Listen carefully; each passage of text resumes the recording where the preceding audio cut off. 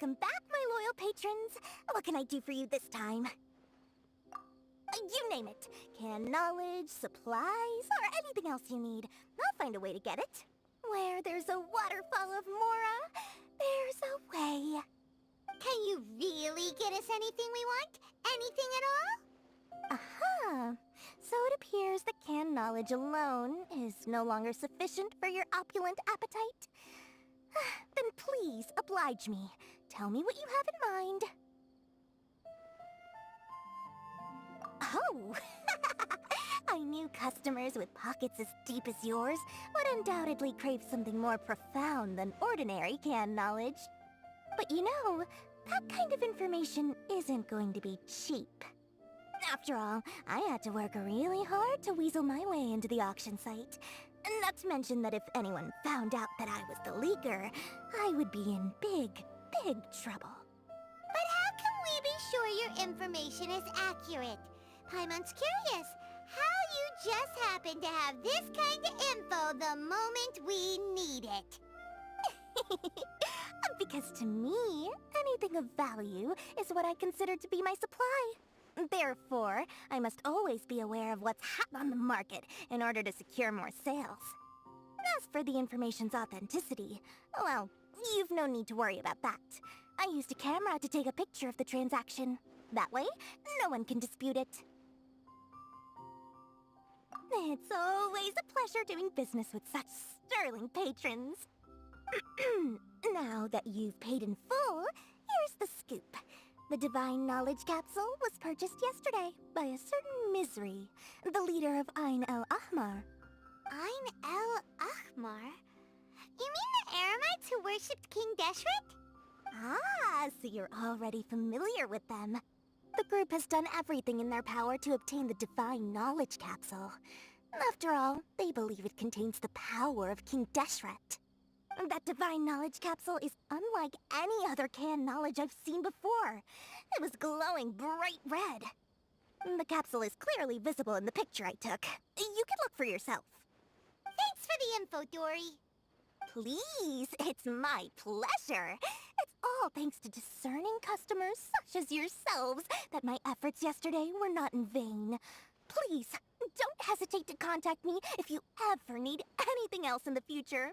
Mora for Dory opens doors. Well, we figured out where the Divine Knowledge Capsule is. It turns out it ended...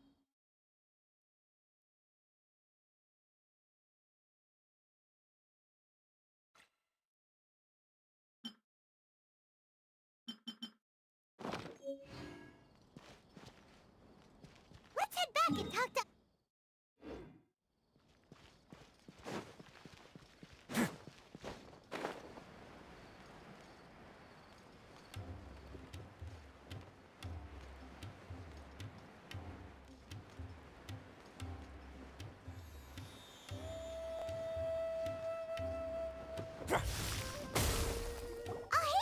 We got the info you wanted!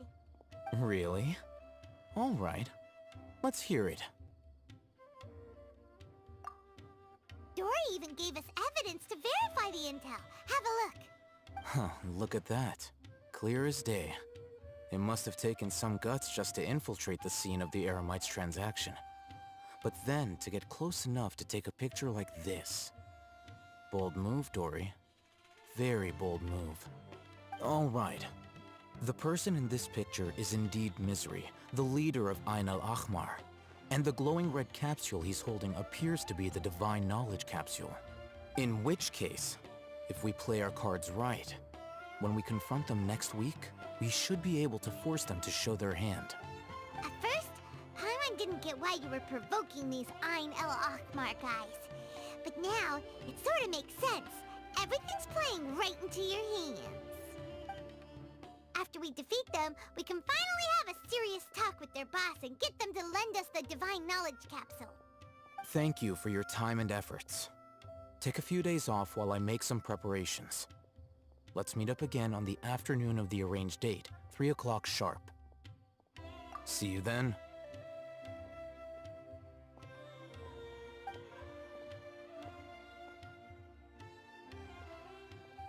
Alhaitham sure is taking his time.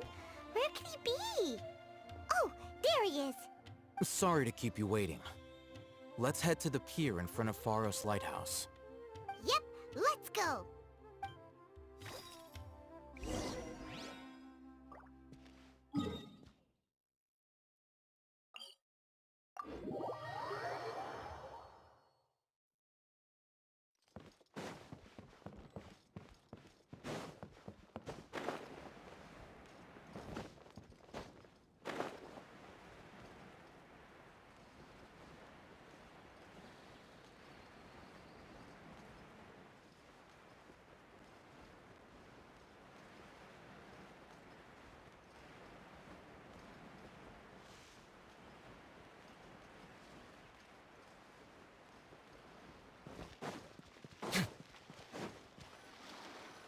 Oh, Hatham. I knew you were crazy, but I didn't know you were crazy enough to actually show up. It was I who demanded that these negotiations take place. I was more worried that you might go back on your promise. But to your credit, it appears that you're sticking to your word. This is turning into quite an occasion. I also brought some backup. I assume you don't mind. Backup? Aren't you the brat from the restaurant the other day? You've come to support this lunatic because he helped you out? Fine. Your funeral. I'm not going to mince my words. Once we're done with you, you'll be nothing more than fish food. Get 'em, boys!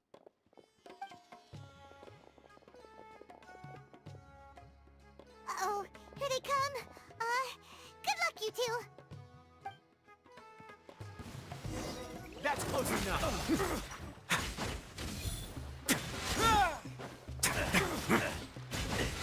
Where do you think you're...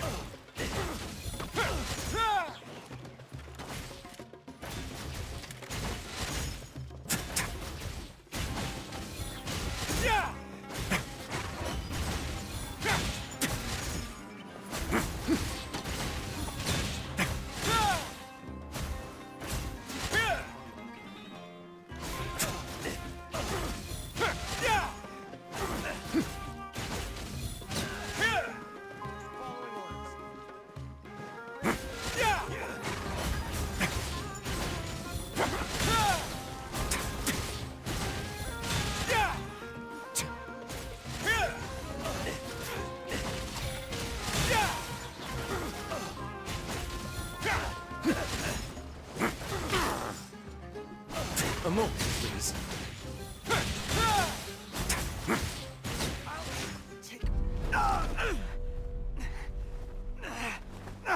Academia scum!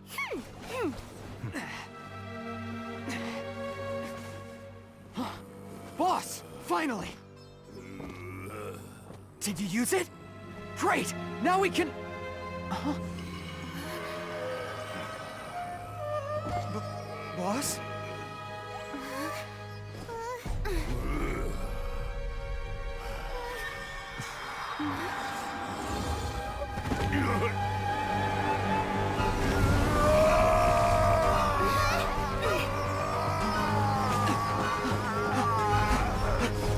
Boss!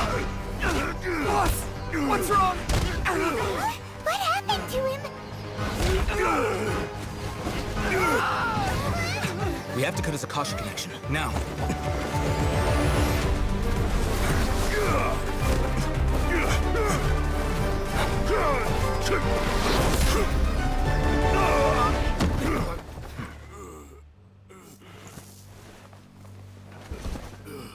Target acquired! Arrest him!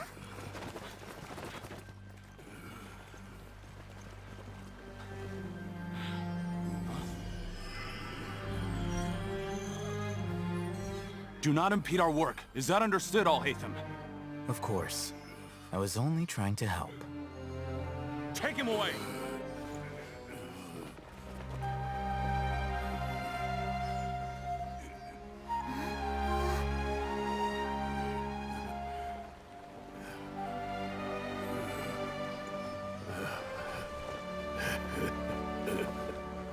World, forget me.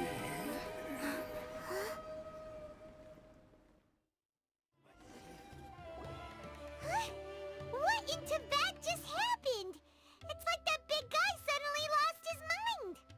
It looks like he used the Divine Knowledge Capsule. You mean the Divine Knowledge Capsule did that to him? Oh, yeah. You mean how some researchers go insane after getting knowledge from Irminsul? I've heard of numerous incidents of researchers in Satyavada life going insane. The state that man is now in suggests that this is a similar situation. This Divine Knowledge Capsule does appear to be linked to the gods, but beyond that, it doesn't seem anything like the rumors suggest. Possessing it doesn't grant you divine wisdom or power. Did you hear what he said? World, forget me. What could that possibly mean? If the mantra took him away, then that means the Academia got the Divine Knowledge Capsule back too. What a shame. We were so close. Still, Paimon didn't expect the Divine Knowledge Capsule would be so dangerous. Imagine if we tried to open it. Oh, who knows what would have happened to us? As things stand, there is no reason for me to remain in Port Ormos. I believe our collaboration has also reached its end.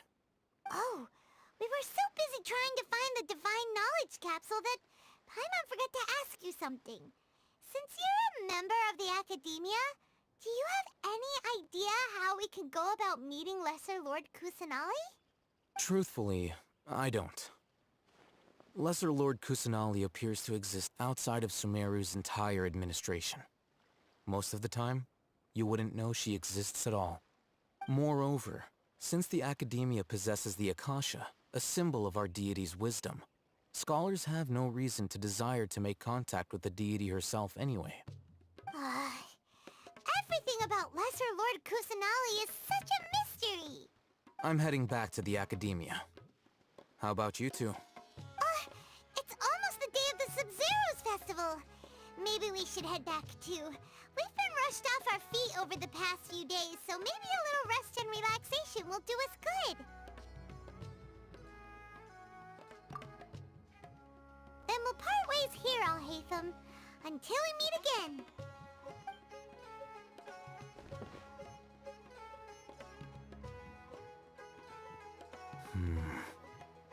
Now, do I deal with this thing first? Or should I produce the report that the higher-ups require?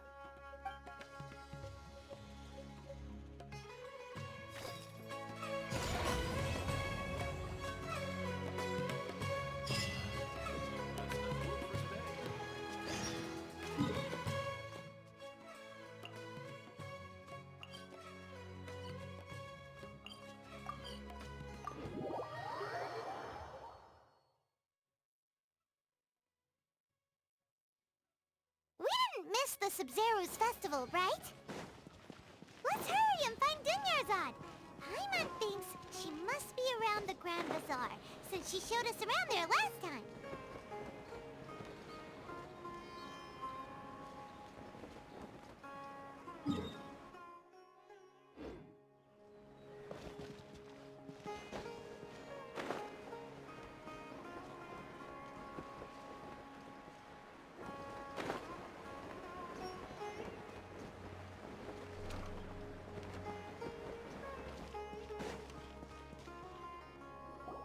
There she is!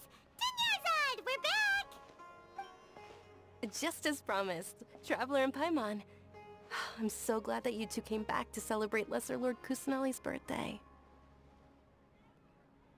Indeed. The festival's tomorrow. We've been preparing for so long that I can't help but feel a little nervous. There's no need to be nervous. Paimon's sure that Lesser Lord Kusanali will feel everyone's gratitude. Thanks, Paimon. I hope that everyone who comes to the festival will also have a good time. Speaking of which, did you manage to make your way to Port Ormos? Discover anything over there? Of course we went. A lot of things happened there.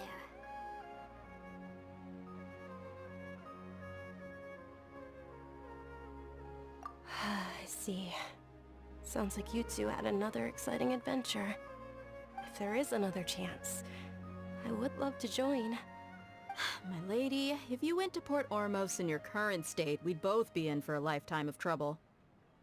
Dia! You were eavesdropping? It's called covert protection. Keeping an ear out for what's going on around my employer is part of the job. It's all right, Dia. I merely said I would like to go. I know better than to think my body could handle it. The festival's tomorrow. I've been doing nothing but causing trouble for you. So Dia, please take some time to relax. I'll be fine. Even when you put it that way, it still doesn't feel right. Don't worry, my guardian knight. Okay, fine, but only tonight. Tomorrow's a big day, and many no-good scumbags are gonna try to take advantage of that. Oh, you two must be exhausted from your long journey back to the city. My apologies for not realizing this sooner. I've already prepared a room for you to rest. Please follow me. Whoa, you're so thoughtful. Paimon's so ready.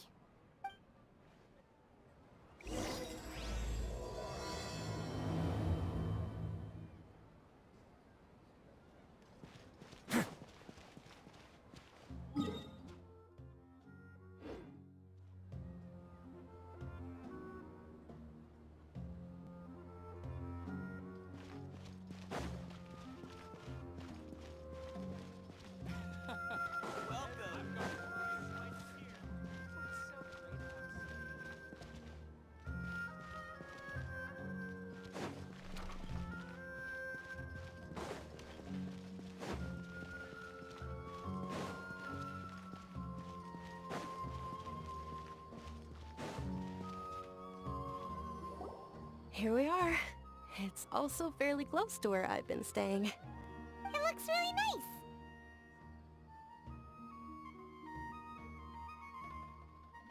nice.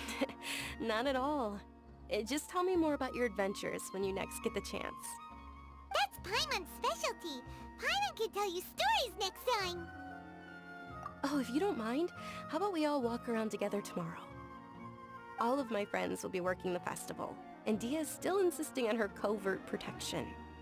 Yeah, it'll be pretty hard to relax and enjoy the festival if Dia's constantly hovering over you, right? Then let's meet at the nearby bazaar first thing tomorrow morning. Have a great night.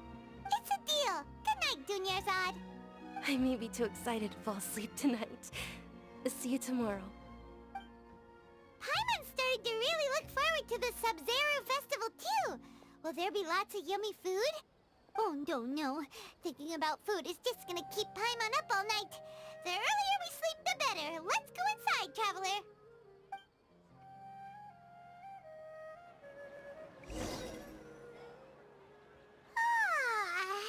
Did we oversleep? We should go meet Dunyarzad right away.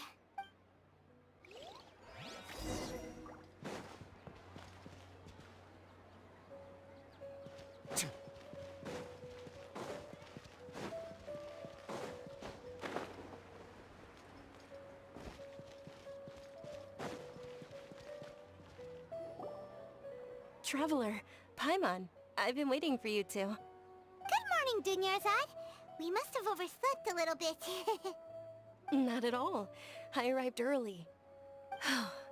Today is finally here. I must cherish every moment as if it were gold. You've worked so hard for this day. You gotta enjoy it to the fullest. You know it. It's just that, as expected, I had some trouble falling asleep last night. I'm hoping my body won't be too much of an issue today. Well, shall we? Let's start with the stalls over there. Many vendors came out of the blue to support the event, and they insisted on covering costs themselves. Let's go give them some business. They paid for everything out of pocket? Oh, sounds like they're not in this just for the Mora. They all said that contributing to a lively festival atmosphere is more important than money. Especially since we don't often get to celebrate Lesser Lord Kusanali's birthday. Ooh, they're selling food over that way! Let's go take a look!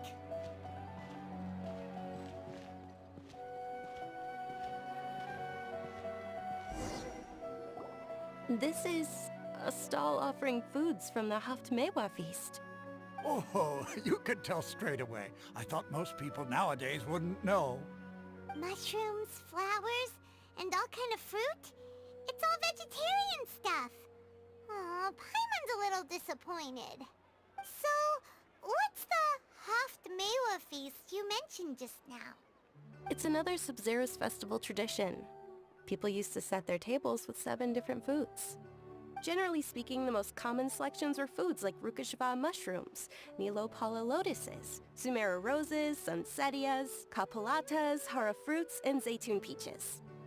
So, the Sub-Zero festival is a vegetarian holiday? You don't have to be a vegetarian to enjoy the spread. We just use the 7 foods to symbolize the 7 virtues of the Dendro Archon. Wait, but if that's the case, if Sumero uses vegetarian food to represent the Dendro Archon, then wouldn't the Pyro Archon's festival be full of food like roasted fowl, juicy meatballs, grilled steak? Oh, Traveler, we have to go to Natlan as soon as possible! I hope your wish comes true one day, Paimon. Thanks! Alright, how about we also check out some of these other stalls?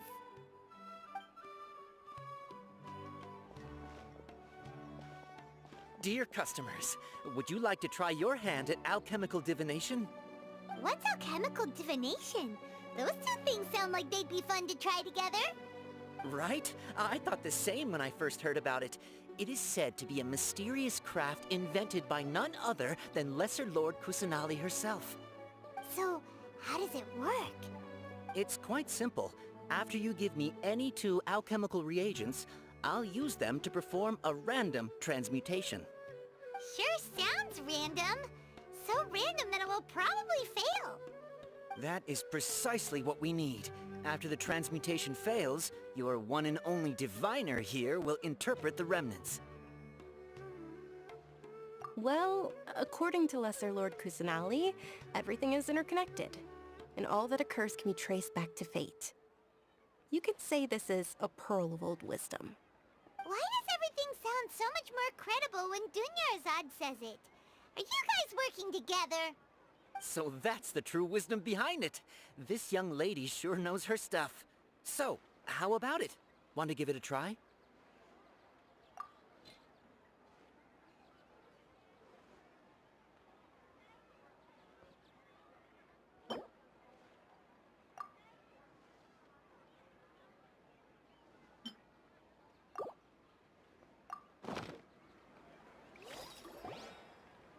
Okay, one moment. It's the moon. Paimon wants to take a look too! Is it? It looks more like a pie that Paimon bit into. Generally speaking, the moon signifies... It means... Wait a moment. Is he really looking it up in a book? Oh, I remember now. It means illusions and lies. Illusions and lies? That sounds rather ominous. Yes, but this book says that if you trust your intuition and overcome your fears, the sun will surely rise. He's not even trying to hide his book anymore.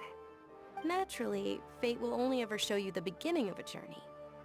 It is up to you to forge your own ending. Oh, thank you so much. I'll keep that in mind.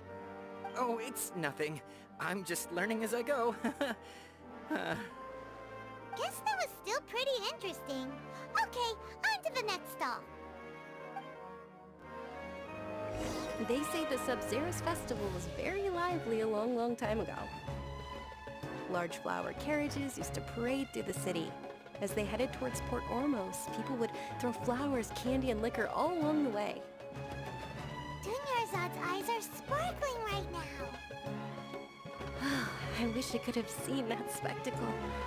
But if you ask me, I'm sure Nilou's Dance of Sub-Zeros would be just as impressive.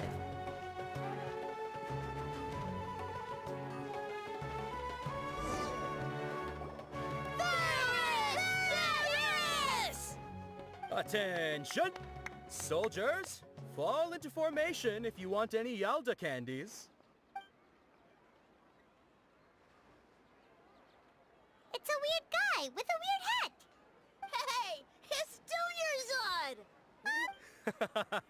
Miss Dunyarzad, the children love you even more than the Yalda candies. In the few short days it took to prepare for the Sabzeruz festival, the children have all grown very fond of you. The Hallowed Knight of Flowers. It's an honor that you know my name. Attention!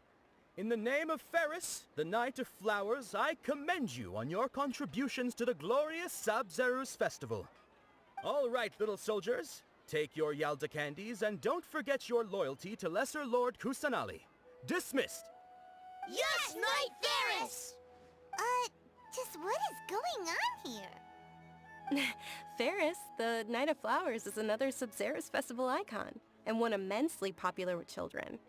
In the past, the actor portraying Ferris would also sit on a flower carriage. It's all thanks to Miss Dunyarzad's sponsorship that the children can make such wonderful memories today. As are we to you, Vihar. Oh, not at all. Oh, speaking of tradition, do you want some Yalda candies? They're a festival staple, and I happen to have some boxes readied here. Take a look and pick whichever one you want. Whichever one, don't these boxes all look the same? That is the fun part. Each box contains a random flavor. It's up to the luck of the draw. Flavors include lavender melon, hara fruit, sunsetia. Ooh, those all sound pretty good. And there's also lizard tail and oni kabuto. Huh? What's up with those two flavors? Oni Kabuto is a little spicier than Lizard Tail. Dunyarzad, you tried them before? Traveler, help Paimon pick one. Paimon wants the Sunsetia flavor. It's alright. Paimon believes in you. I also believe in your intuition. Great! These boxes of candy are numbered 1 to 5 from left to right. Which one do you want?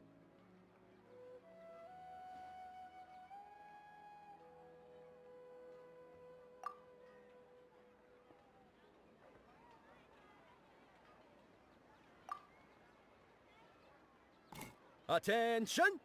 That's unfortunately lavender melon. Oh, Paimon thought you survived so many epic battles because you had incredible luck. But looks like Paimon was wrong. The Sunsetia flavored candy was in box number 4. How about this? The most important thing is that everyone has a good time at the festival. So please, take both boxes. Really? Thanks a lot, Knight of Candies! It's Knight of Flowers, not Knight of Candies. Paimon really wilted the carriageless Knight of Flowers. They all basically sound the same. We got our candy, so let's keep going. Oh, actually, I just remembered that I left something behind. Since you're here, can you come with me to get it? Dunyarzad, you probably forgot because you're so excited about the Sabzeruz festival. How embarrassing.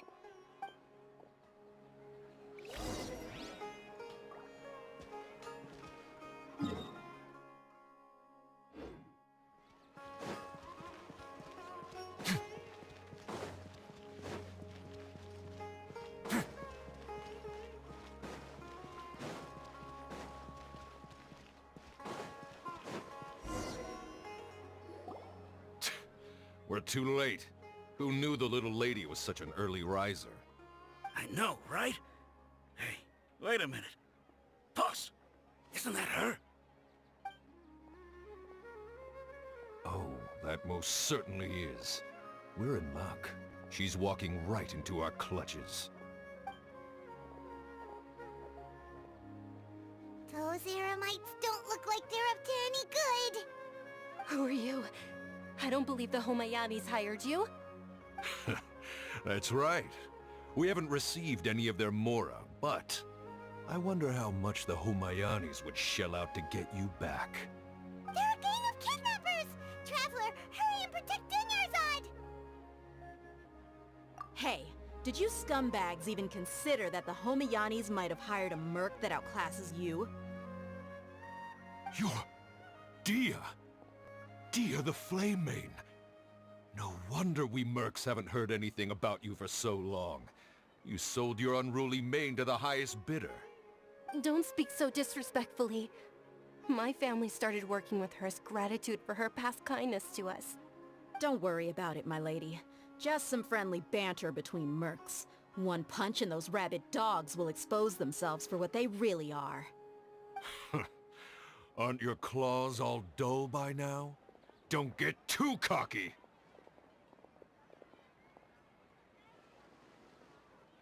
Traveler, take Miss Dunyarzad to a safe location. No! We're gonna stay and help! There's too many of them!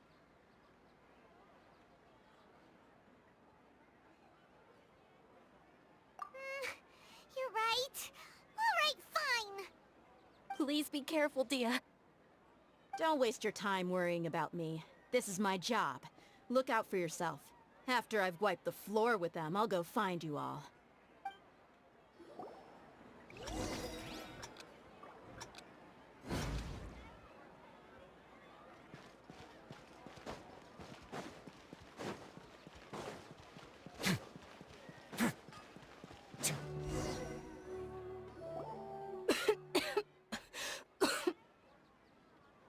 Dunyarzad, are you okay?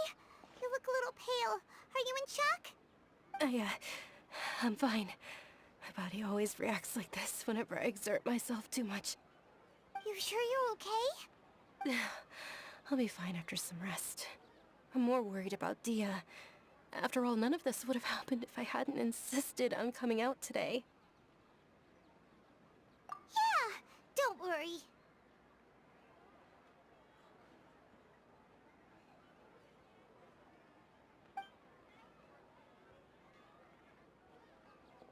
My lady, Traveler, found ya. Dia! You took care of them so fast! Any more of them? Or rather, did anyone follow you? Dia, your arm! Oh, this? I'm fine. It's just a scratch. Normally they wouldn't have been able to land a hit on me at all, but I'm still getting used to this new greatsword. Please, let me take a closer look. Come on, it's nothing. Us mercs aren't as fragile as you think.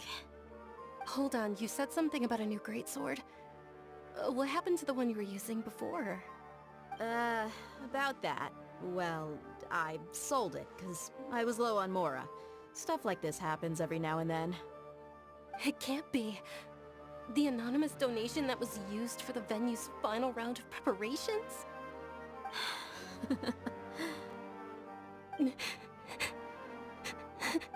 Hey, Miss Dunyarzad, I wasn't trying to make you cry, and I'm not gonna lose my commission because I made my employer cry, am I?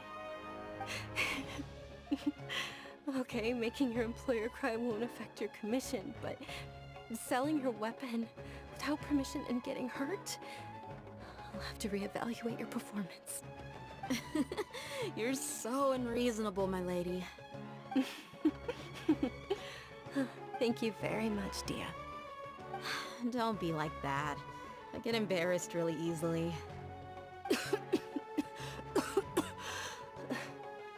you feeling unwell again, Dunyarzad? My lady, your condition. Traveler, can you take her somewhere to rest? I'll look around the area to make sure we're safe from an ambush. Truly, I'm sorry for the trouble, everyone.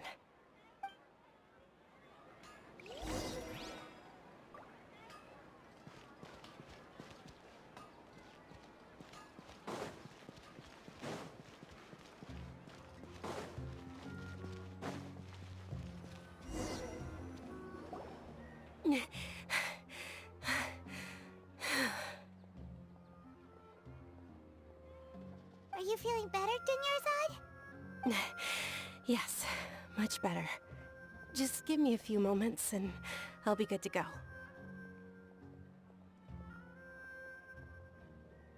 I didn't realize you were concerned about it. I guess I shouldn't continue to keep it a secret.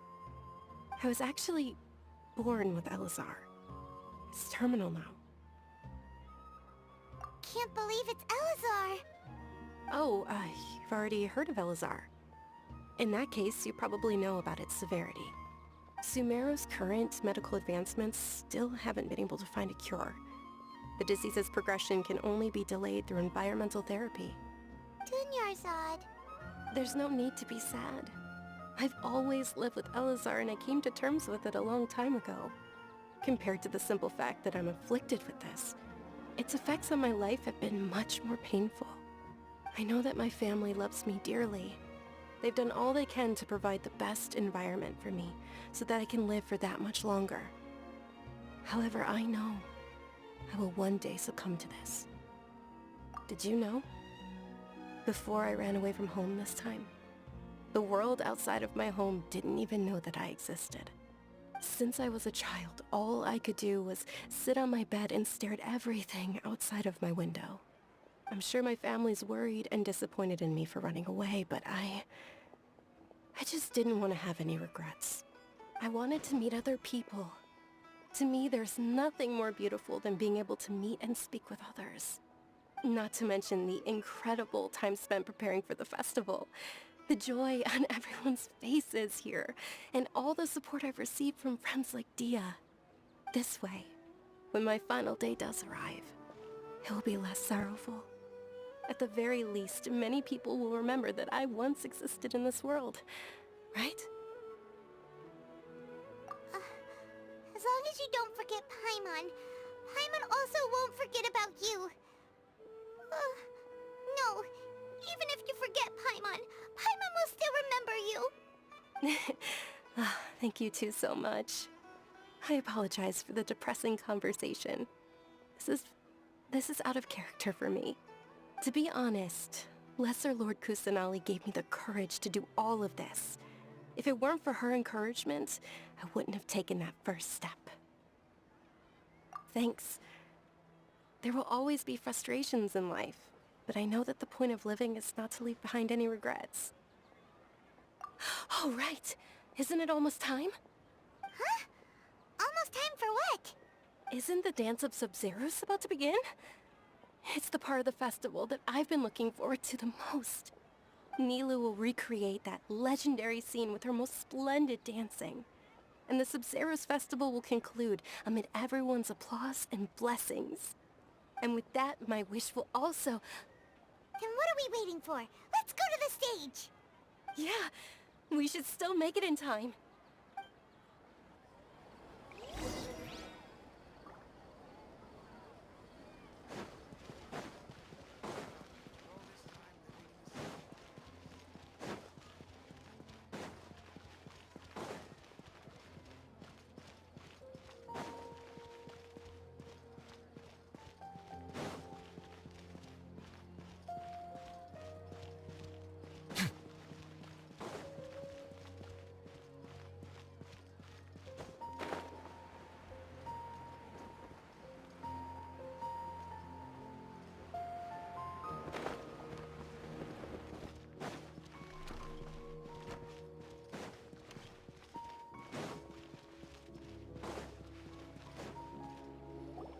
Were you not aware that the law prohibits this type of performance from taking place without prior permission?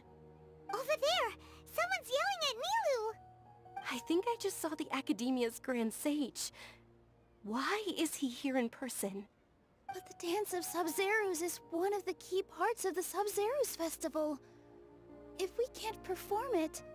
The Sub-Zeros Festival. The law also prohibits the private hosting of large-scale religious festivals. Only the Academia can host such an event. If you continue to resist, we will have to order an investigation into every single event organizer. The Grand Sage has already granted you much leniency. I advise that you exercise tact. How did things turn out like this?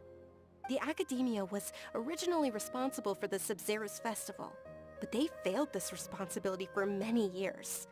I need to speak with them. This is a hard pill to swallow, but you're right. Things would only get worse.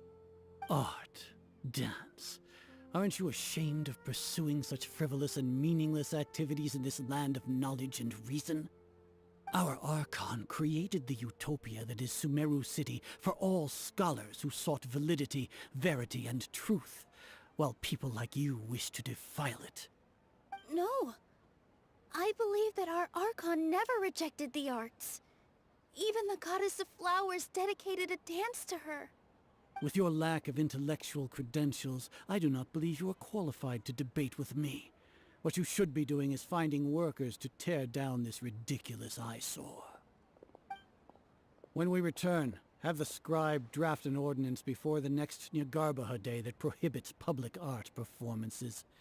We will announce it to the public later via the Akasha. Understood. I will inform him when I return. The Sub-Zeru's festival.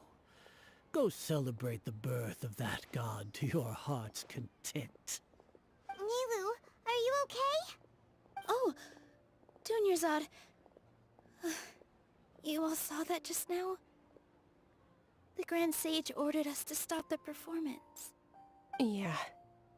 Let's go somewhere the Academia can't find us and perform there. But how do we let everyone know? And what about the atmosphere and the stage? Or we could get people to block them off so they can't interrupt the performance. No. They just threatened to investigate the organizers. If we were caught... Nilu, it's alright. Don't worry about it. But you've been looking forward to the Dance of Sub-Zero so much.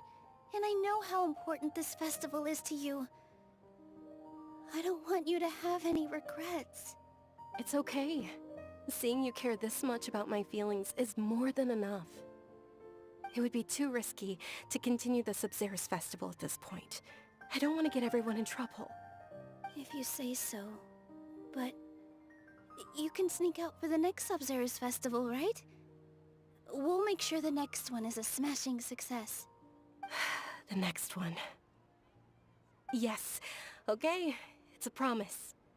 It will be a smashing success. Paimon can't believe this is how things turned out. Those heartless geezers. It really is okay. There's nothing we can do about it.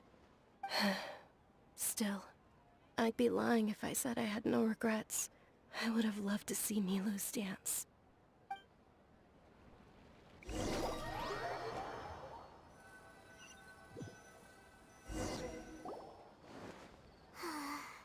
A lot happened today. It's a shame the festival ended the way it did. Nilu and Dunyarzad promised to make the next Sub-Zero's festival a success, but Dunyarzad is running out of time. Yeah.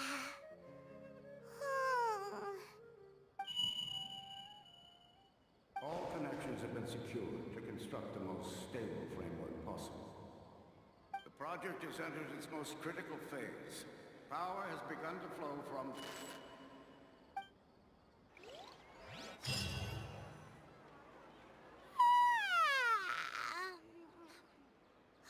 Oh, we're gonna be late! It's all because you wouldn't get out of bed! We should go meet Dunyarzad right away!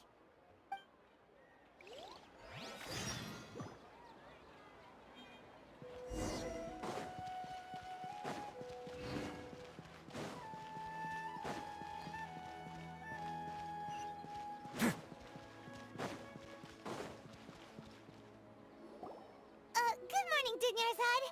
Sorry we're late. Not at all. I arrived early. You seem kinda tired. Did you not get enough sleep? I'm doing well. There's no need to worry. Shall we go? Let's start with the stalls over there. Sure! Traveler? Why are you just standing there? Let's get going!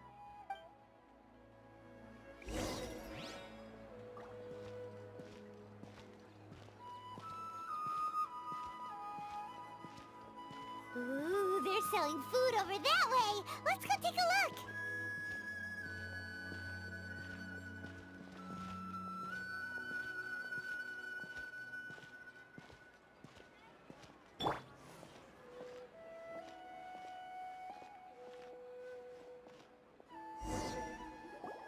This is a stall offering foods from the Haftmewa feast. You are quite well informed, miss. I thought most people nowadays wouldn't know. They're all plants! Oh, Paimon's a little disappointed. Actually, what is the Haftmewa feast you mentioned just now? It's one of the Sub-Zerus Festival's traditions. People used to set their tables with 7 different foods to symbolize the 7 virtues of the Dendroarchon. Remnants appear to be in the form of the moon. Really? Paimon thought it looked like some kind of food. The moon signifies... It's escaping me for now. Wait a moment. Is he really looking it up in a book? Oh, right. It means illusions and lies. But if you trust your intuition and overcome your fears, the sun will surely rise. Understood. I'll keep that in mind. Oh, it's nothing. I'm just learning as I go.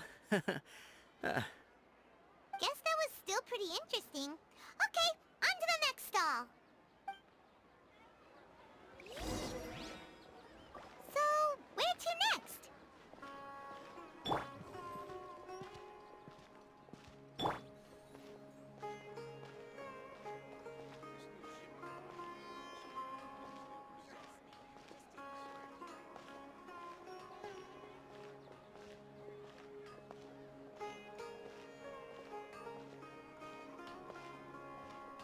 Things can't go on like this.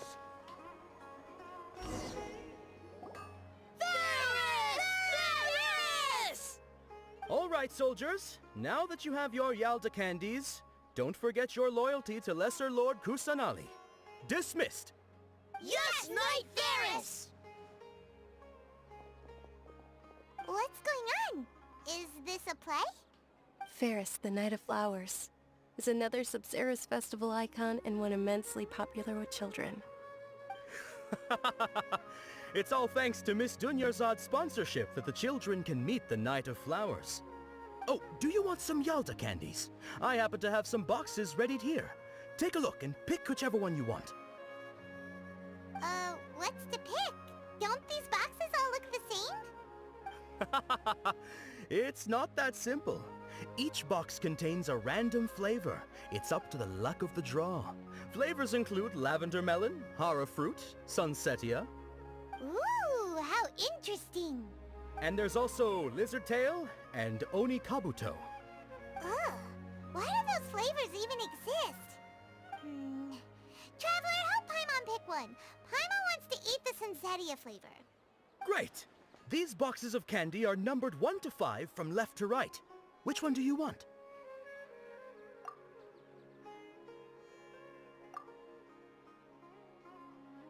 Ah, excellently chosen. Number 4 is indeed sunsetia. Ha-ha! Paimon bet you had incredible luck, and Paimon was right!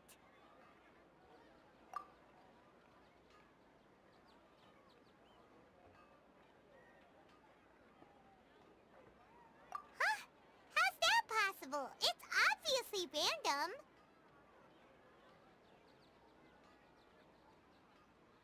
Maybe we didn't sleep very well last night. Or maybe we slept too much.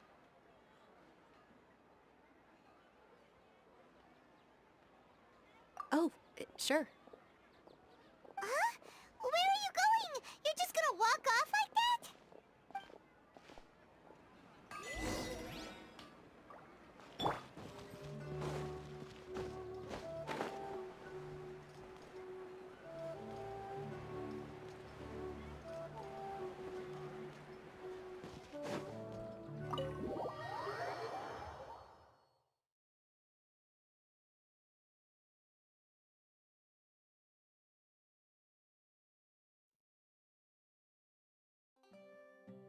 A feeling of deja vu?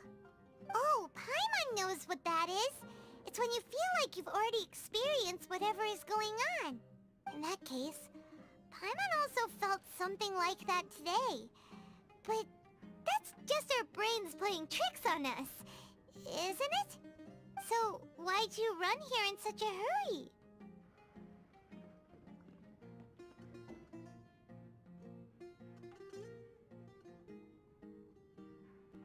So that's it! You're intentionally doing things you usually wouldn't and seeing if you still get that same feeling of deja vu. Welcome, you two! are you here for lunch? What would you like to eat? Got it. You don't look like you're from these parts, but I gotta say, you've got good taste. I'll give this order to the kitchen. Charcoal-baked Angelina cake? Isn't it that burned thing that didn't look tasty at all? Oh, Paimon understands what you're trying to do now.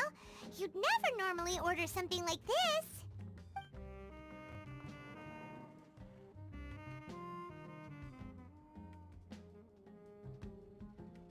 That thing? Are you really gonna eat it? Isn't this going a bit too far?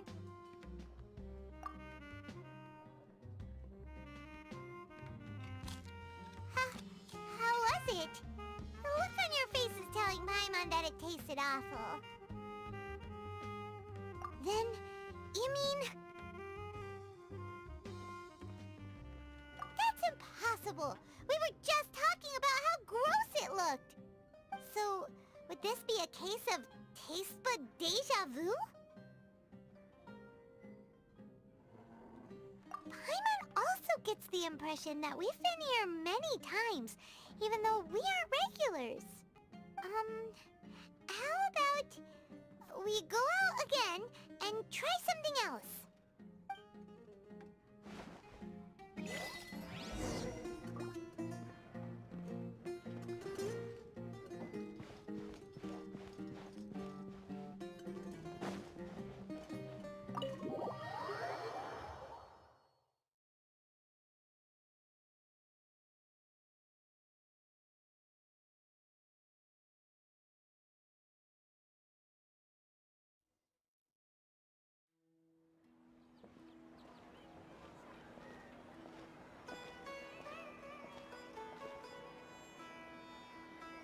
Hey! Dinyarzad is sitting by herself on that bench over there.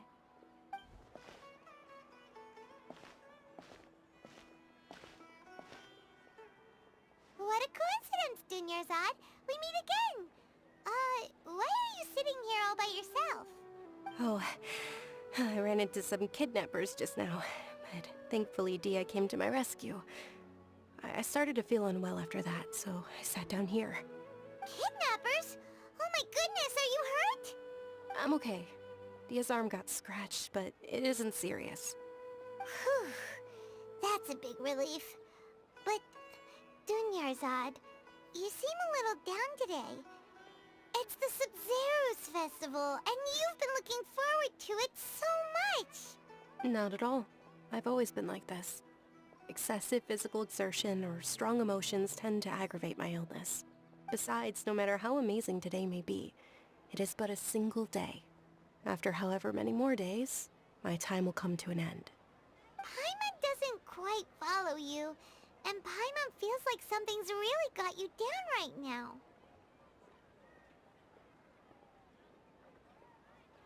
It really is fine.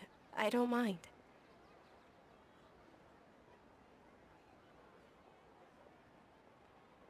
Huh? Did something happen? Dunyarzad, have you ever felt deja vu? You know, like when you've already experienced something that's happening right now? Deja vu? No. But my days have been the same for years now. Even if I were feeling deja vu, I suppose I would already be used to it. Oh, Paimon sees. Then, is it only the two of us? It's almost time. Huh? Time for what? Nilou's Dance of Sub-Zeros is about to begin. Let's go.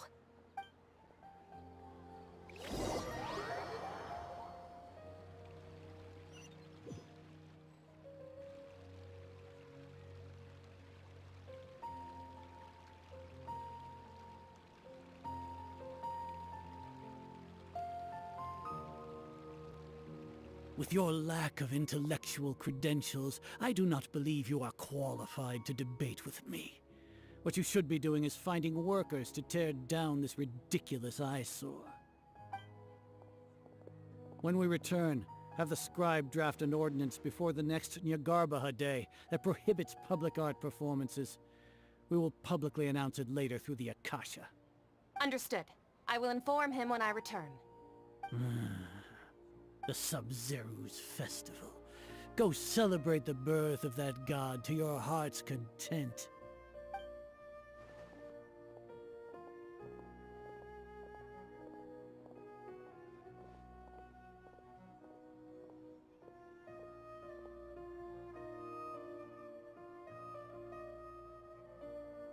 Milu, are you okay?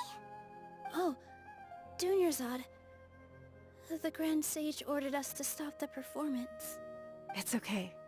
There's nothing we can do about it. But you've been really looking forward to this. I don't want you to have any regrets. It truly is unfortunate, but I don't want to cause trouble for anyone. Didn't the Grand Sage say that he might investigate the organizers? True, but... Well, okay. I'll just have to try again next year. The next festival. I probably won't be around by then. Wait, what did you just say? No, nothing. I'll be heading back to rest. Thank you for your help, everyone. Paimon can't believe what those heartless geezers did!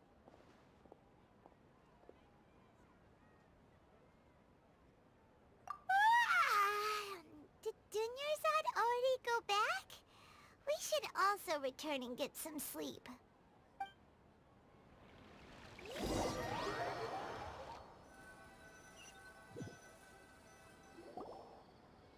So, in the end, you still couldn't figure out what that deja vu feeling was all about? Maybe it really was because of exhaustion.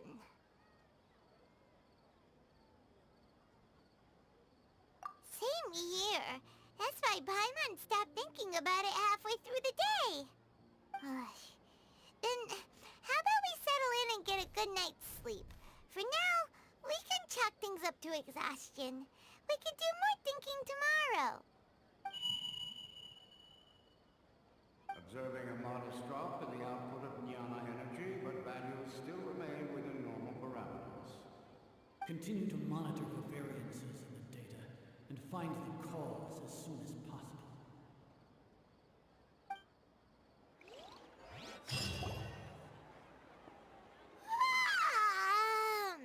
Why does Paimon feel so tired after so much sleep? Anyway, we should go meet Dunyarzad right away.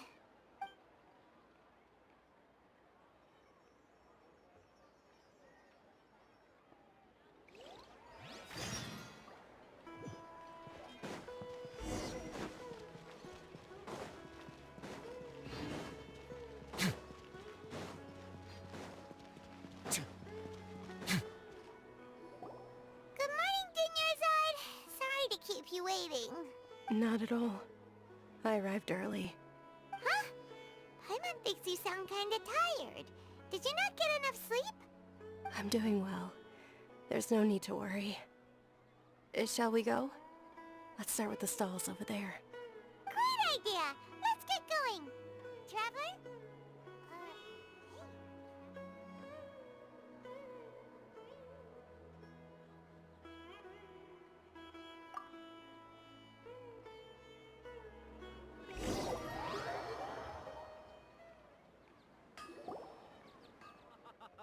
It's all thanks to Miss Dunyarzad's sponsorship that the children can enjoy the Sub-Zeru's festival.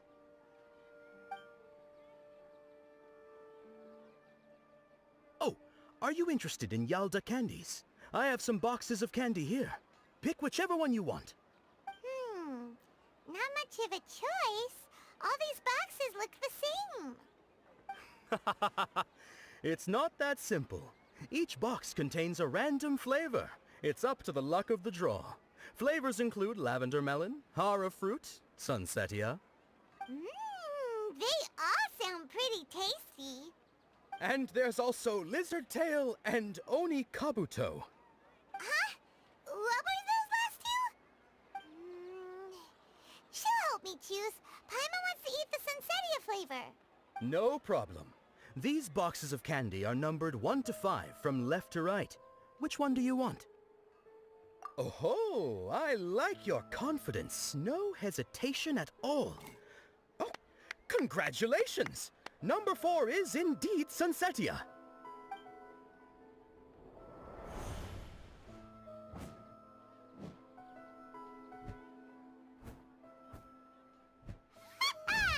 Paimon knew she always had incredible luck.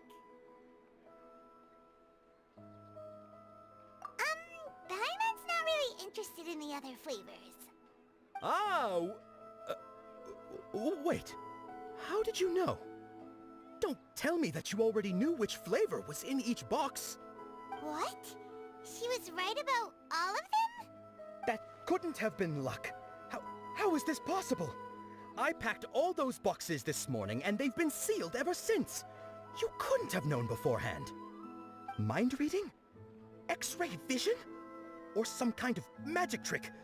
This is way too freaky. Tell us what's going on! Since when did you get superpowers? Traveler?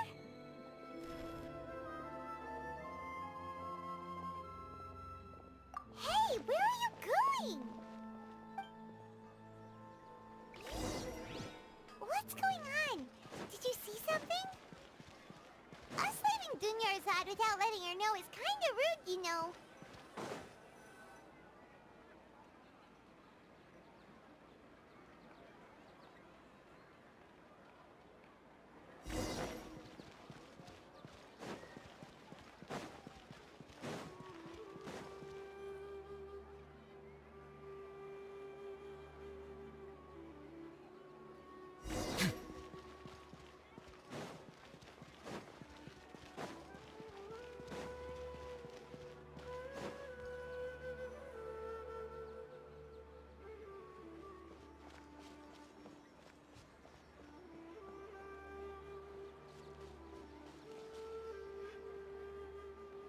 What are you looking for? Why did we come here?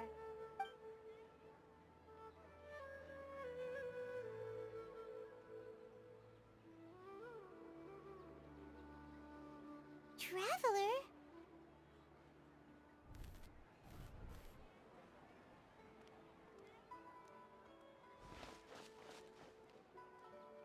That's...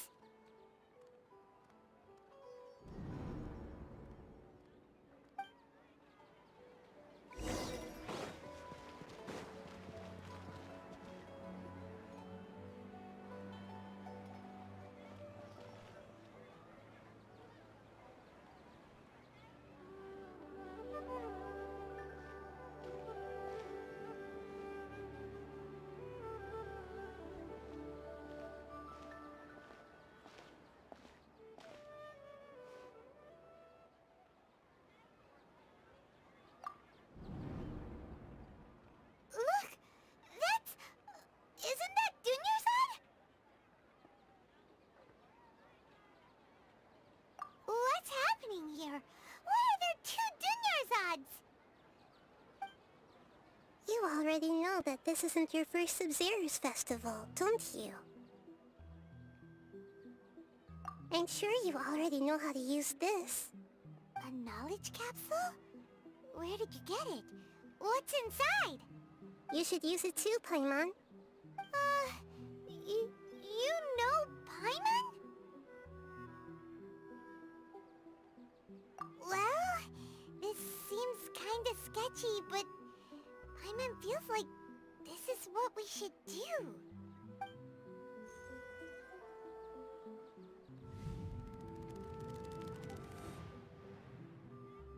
What the?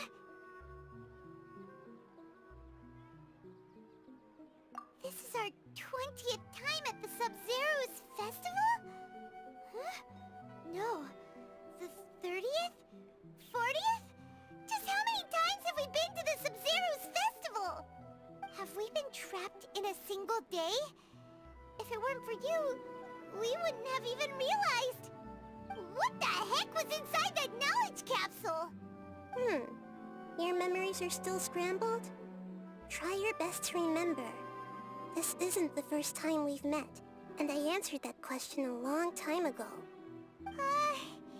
Let Paimon think. Oh, it's coming back. Meeting you was the real catalyst for restoring our memories, and the knowledge capsule was just your means of showing our minds the way. What about everyone else? Why are you only helping the two of us? Your sense of deja vu is stronger than everyone else's, yes? As for an explanation, you two received the blessing of Dendro, and you also have special, sensitive constitutions. It was as if a single sheet of paper was separating those memories from your consciousness. A familiar question. I think this is the 7th time you asked that. As you can see, she isn't doing well. You probably sensed it too. The Dunyarzad you were just with is different from the first Dunyarzad you met. That first Dunyarzad is in front of you right now, and she doesn't have a lot of time left.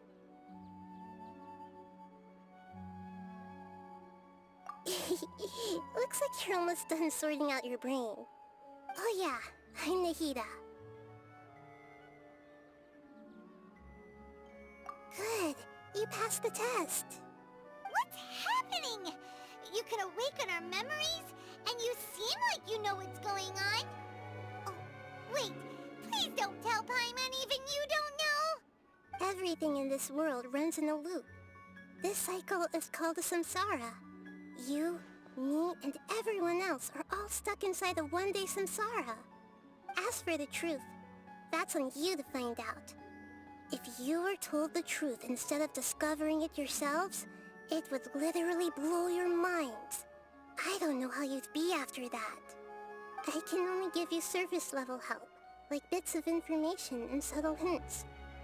For the rest of the time, I'll be doing all I can to slow down Dunyarzad's illness. She looks like she isn't doing well at all. Her illness gets worse after each Sub-Zero's festival. If we can break out of the samsara, I might be able to save her. But as things are right now, she's just a small bird in the sky that's about to lose its last feathers. All I can do is raise a gale to delay her fall. You sure love to use weird analogies. Analogies are wonderful tools. They let you use existing knowledge to understand unfamiliar things. Okay, so, with what you know so far, what do you think the truth is?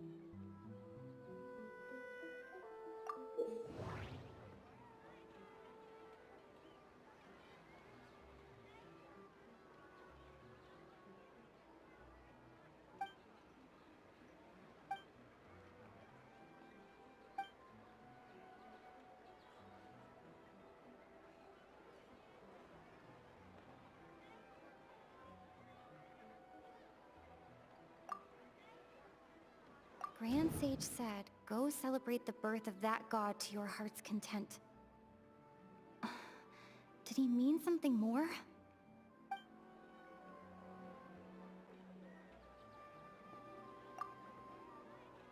We've already experienced the Sub-Zero's festival many times, and the day of the festival seems to be in a perpetual samsara.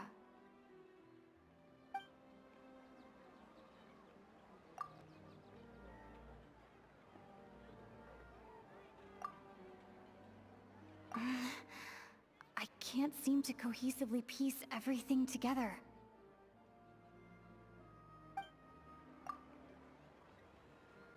I can't seem to cohesively piece everything together.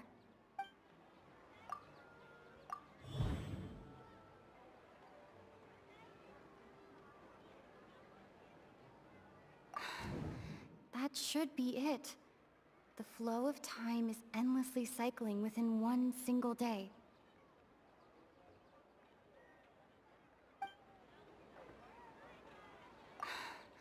That should be it. The flow of time is endlessly cycling within one single day. That doesn't sound right. I need to carefully think things through.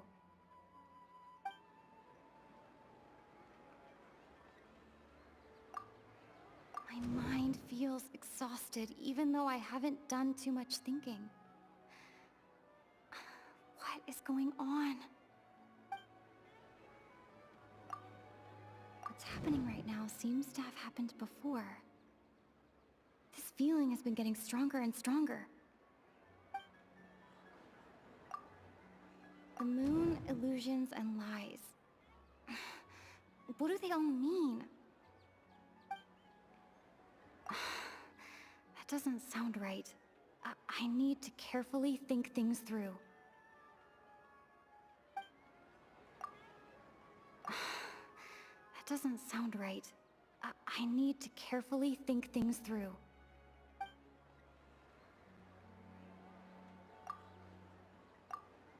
A time loop. You've given similarly wrong answers in the past. A pity. Still the wrong answer? Paimon thought that made a lot of sense. It feels like time's just repeating itself. A simple time loop can't explain some of the phenomena. You two are still missing a lot of information. Unfortunately, I can't give you any more hints. Dunyarzad.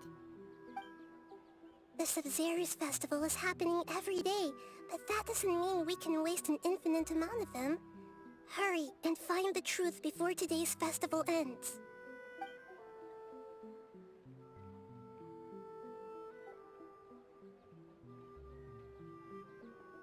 Let's think about our current situation. To save Dunyarzad, we have to escape the samsara of the Sub-Zero's festival. And to do that, we need to figure out what's happening. The truth. Nahida rejected the idea of a time loop, so we must have missed something, right? Paimon's memories say that we've already done this many times, but let's go talk to people again. It's more productive than sitting here and scratching our heads. Why don't we start with those stall owners?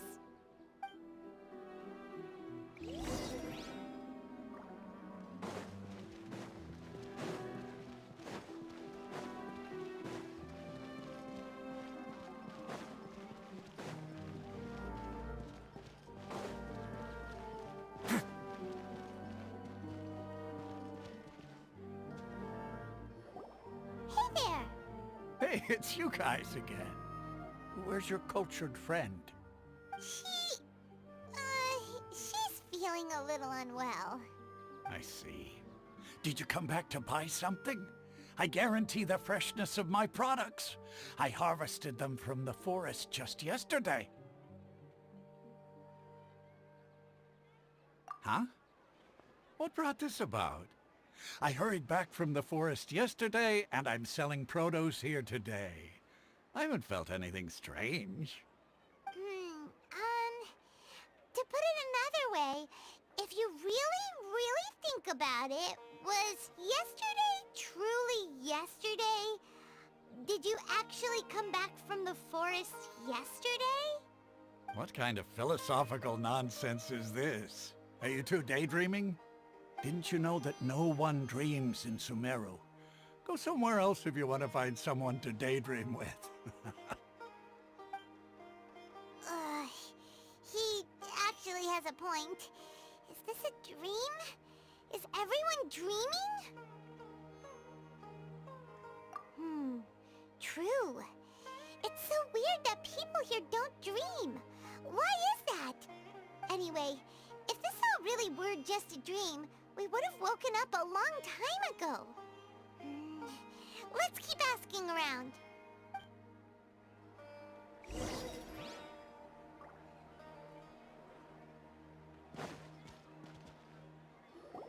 Oh, it's you two. Was my divination so accurate that you felt compelled to compliment me in person?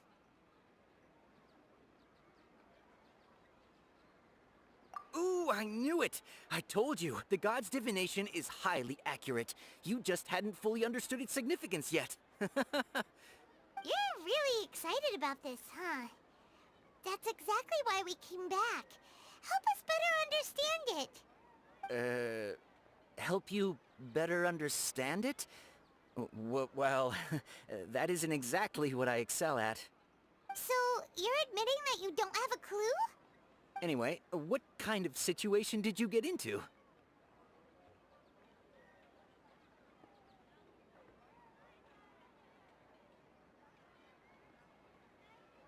Huh? Hold on a second. I thought you guys just lost your wallet or fell for a scam. What you just said, are you serious?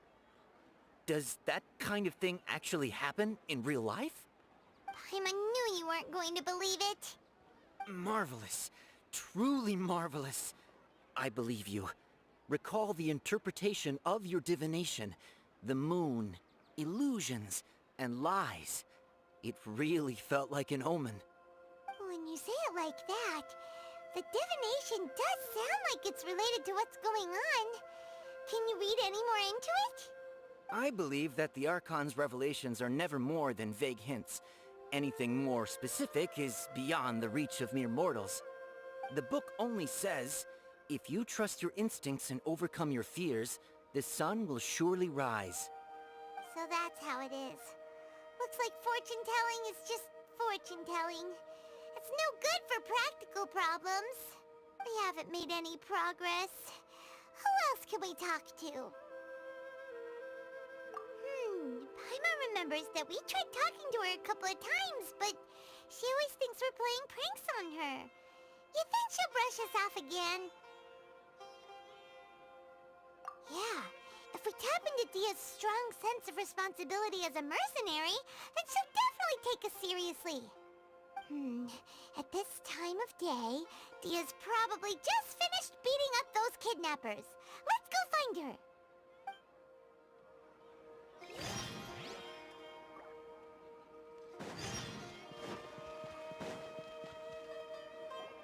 I'm fine, my lady. It's just a scratch. Perfect timing. Both of you are here.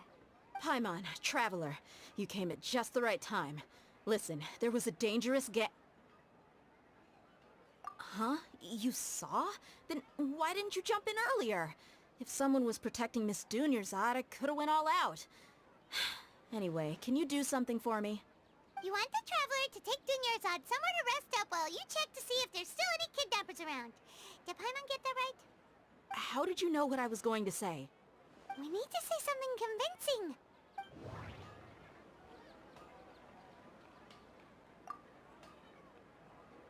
Dia sold her greatsword to raise additional funds. And... Tell her, Traveler! I didn't tell anyone about that.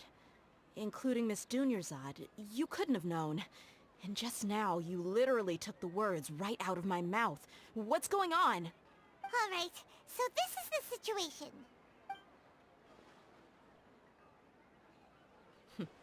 It's kinda hard to believe what you just told me. First, let me make something clear. Most of us desert dwellers might not be the scholarly type, but we do have basic common sense. She's quieter than usual. Uninterested in anything and really gloomy.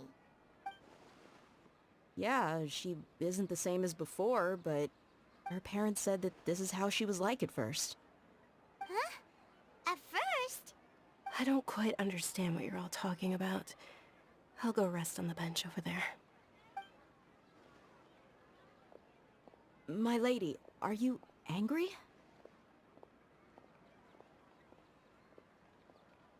All right, I'll give you the benefit of the doubt since you knew about my greatsword. Let's make this a quick trip. Miss Dunyarzad isn't completely safe here.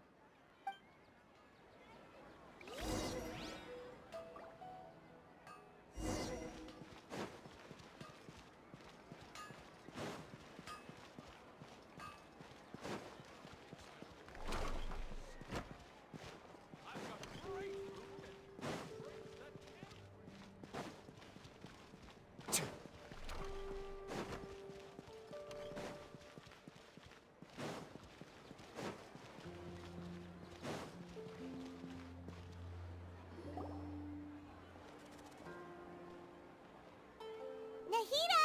We brought a friend! Are you busy? I thought I told you that it won't help to bring anyone here. We just wanted her to see the real Dunyarzad's condition. The real Dunyarzad? Where and who are you talking to? Huh? I told you that you two are special.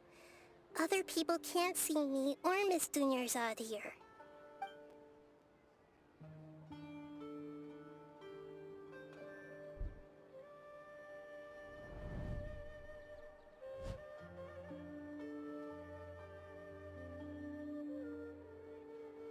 Hold on. Over there. Is that?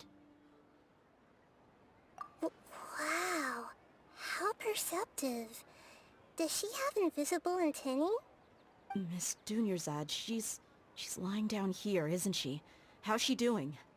Her condition's really bad, and she's basically in a coma. How did you know she was here?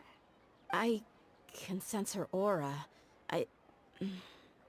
There are also lingering feelings of something like regret or disappointment. What happened? Do you believe us now? The Sub-Zero's festival has been repeating itself.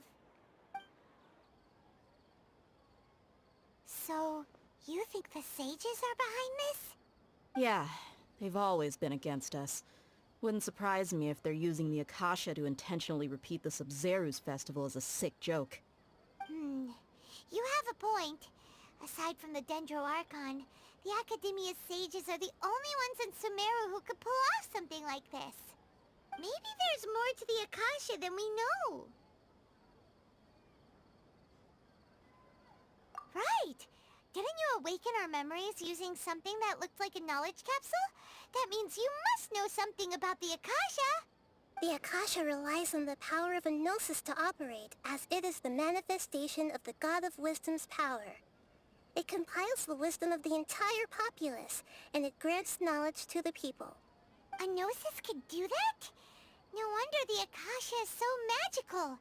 It's being powered by the gnosis of Sumeru's Archon. So, this Nahida you mentioned, what did she say? She said, and Paimon quotes, "The Akasha relies on the power of a gnosis to operate, as it is the manifestation of the God of Wisdom's power. It compiles the wisdom of the entire populace and it grants knowledge to the people." Compiles the wisdom of the entire populace and grants knowledge to the people. Wait. I get the grants knowledge part. That's what people have always used the Akasha for. But compiling the entire populace's wisdom? How does that work? Did she mean that the sages enter new knowledge into the Akasha? Oh yeah, that sounds about right. What do you think?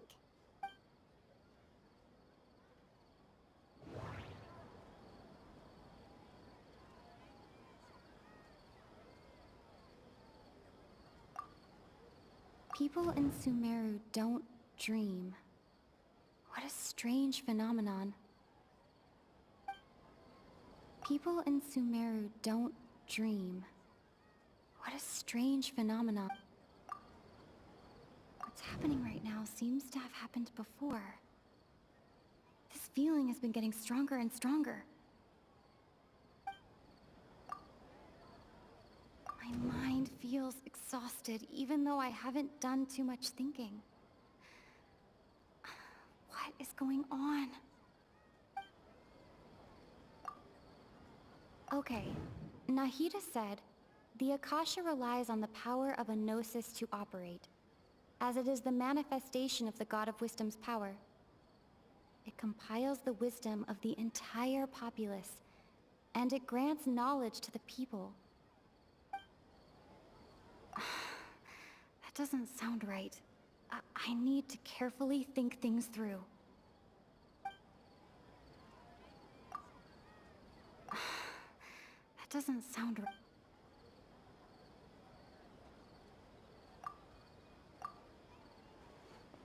You mean the Akasha is causing our mental fatigue? Huh.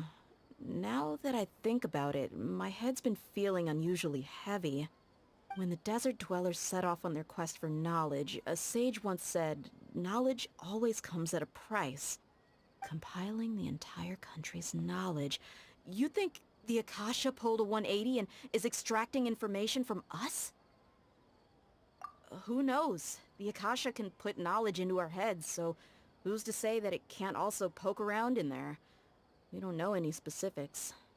What's the point of doing something like that?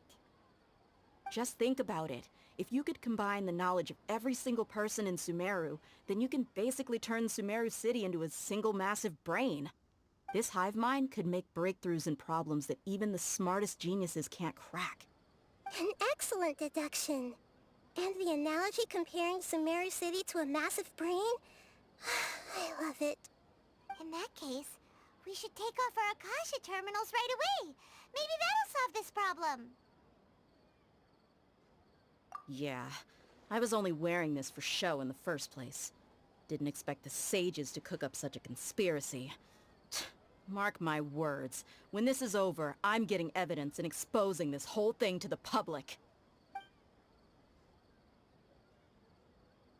How does everyone feel? Huh? What is it?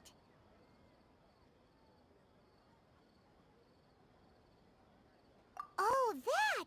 Paimon knows what you're talking about. It's a single soft beep that sounds like it's coming from the Akasha terminal. The sound of a beep.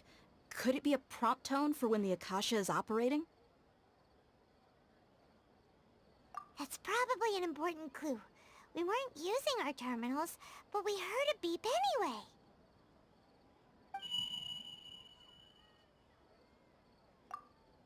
Traveler, did you hear that?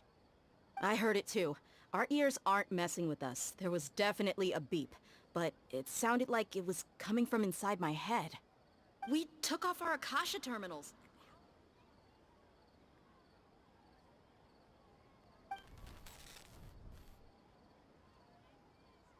Phase runtime has exceeded its expected length. At this rate, there may be casualties. But we cannot lose all of our progress.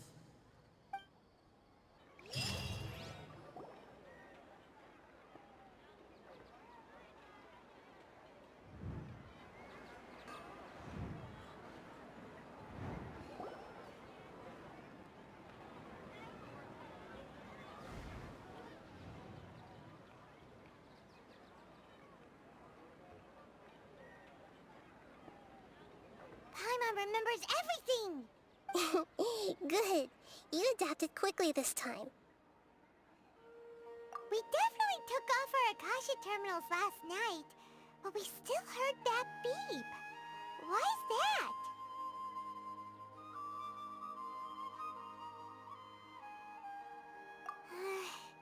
But now we can at least confirm one thing. The Akasha definitely has something to do with whatever's trapping us in this cycle. Oh, Paimon doesn't get it.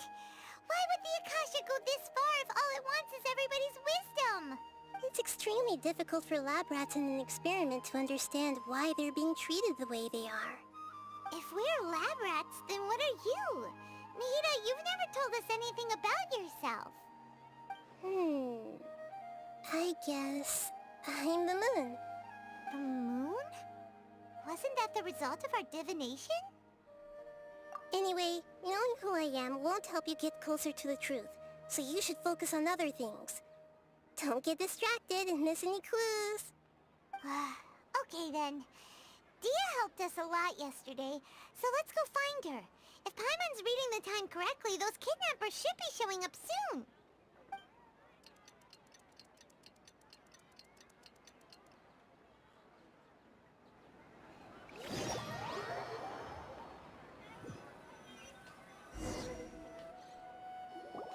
Ah, there you are. I've already taken care of those kidnappers. My lady, did you get hurt? Dia? What's wrong? Why are you both gawking at me like that? You didn't get hurt this time. Huh? What do you mean this time? Why are you so surprised that I managed to get out unscathed? Those kids were amateurs.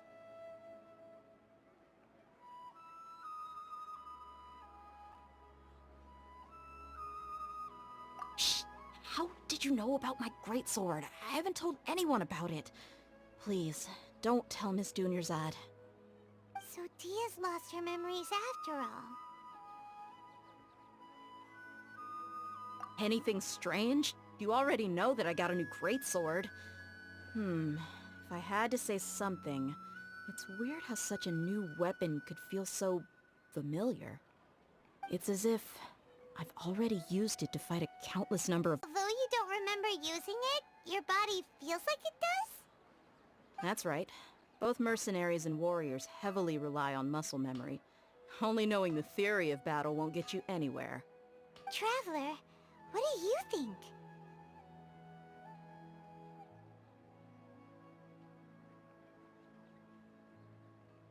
Yeah, Paimon's feeling really hopeful. Oh, you're right! Earlier in the Samsara, something like this would have never happened. I have no clue what you two are talking about, but it's still dangerous here, so... So you want us to take Dunyarzad somewhere else to rest while you check if there are still more kidnappers around, right? How did you know what I was gonna say? Can you read minds? Forget it. Go and do your thing.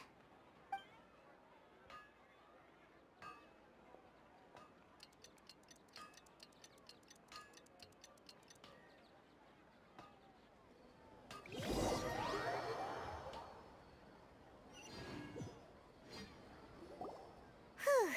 It's finally nighttime. Aside from Dia not getting injured, everything seems to have stayed the same. Listen, Nahida, we found out that Dia got out just fine today, even though she got injured every other time she fought the kidnappers. Do you think the Samsara has been broken? Have we saved Dunyarzad? Really? Good job on all that progress. Get some good sleep tonight. Hey, what kind of an answer is that? Tomorrow will come. Everyone assumes this is common knowledge, but the only way you can know that for sure is if you experience tomorrow. How many todays has it been? Is it possible that today will be followed by yesterday? Does tomorrow truly exist as anything beyond a made-up concept? It's even possible that this entire world is a lie, and the history of the whole world has just been one endless Sub-Zero's festival. Okay, no more. Paimon's brain is already shut down. That's why it makes no sense to waste your energy thinking about things you will learn tomorrow. Get some good rest. You know, use the bathroom and flush your anxiety dookie away. Huh? Hold on, what did you just say? Did Paimon hear you correctly? Huh? People always say they feel a sense of relief after they take a duk-duk. That's why I suggested you could try that. Is that so strange? It's so strange and so against common sense that... Paimon's at a loss for words. You were sounding kind of smart just a minute ago. Yeah, even though it's happy and lively at the Sub-Zero's festival every day, it feels like it's been a long time since we've really gotten to relax. Let's go back to our room. Continue the harvest. Compared to what we stand to achieve, these sacrifices are trivial.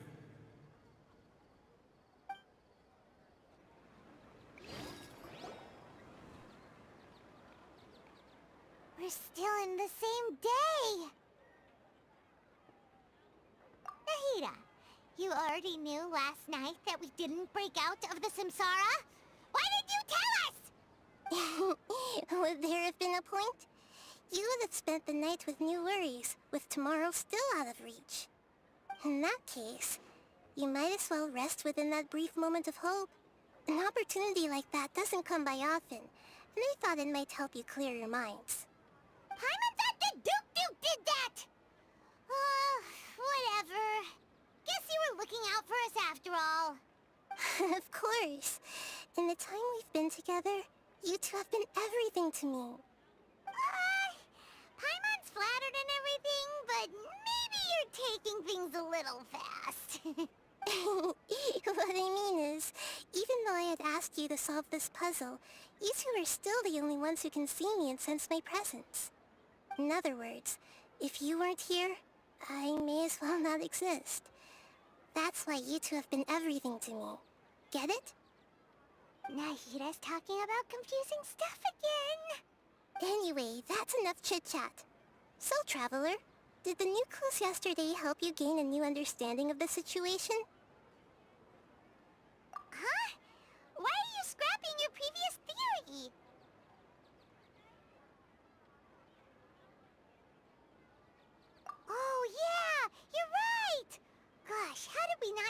that.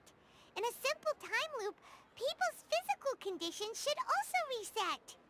So, what's your new hypothesis?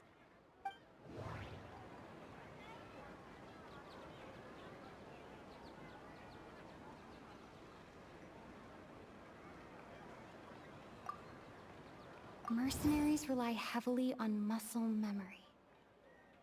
And Dia was able to use her experiences to avoid injury in later samsara cycles.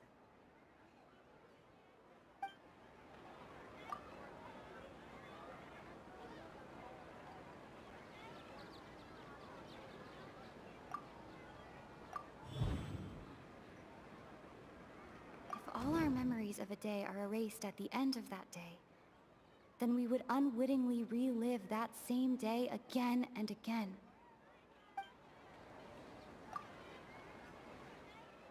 Oh!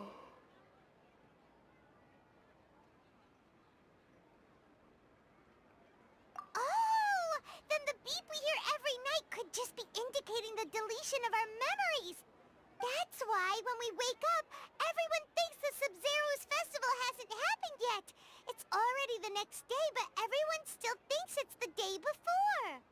But muscle memory can't be erased.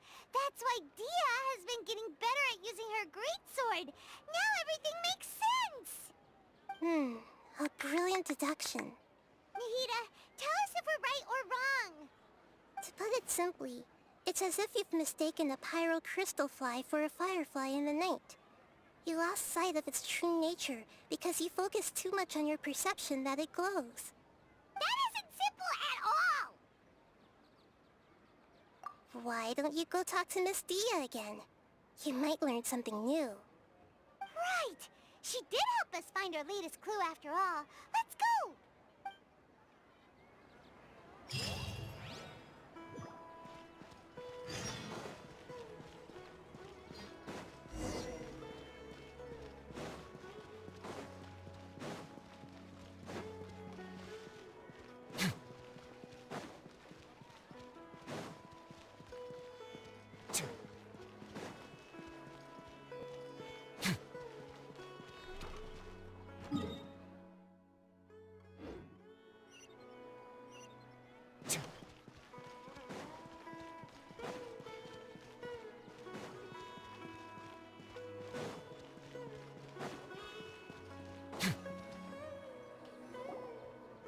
There you are. Really took me a while to find you. As expected, Dia also didn't get hurt today. Get hurt?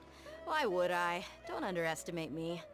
Well, you're still getting used to your new greatsword. Huh. Truth be told, I also think it's pretty strange. It just suddenly felt so familiar in my hands and... wait a second! How did you know I got a new greatsword to begin with? I didn't tell anyone about it. Traveler, could you explain the situation to her today? Paimon's gotten a little sick of doing it. Oh, that works!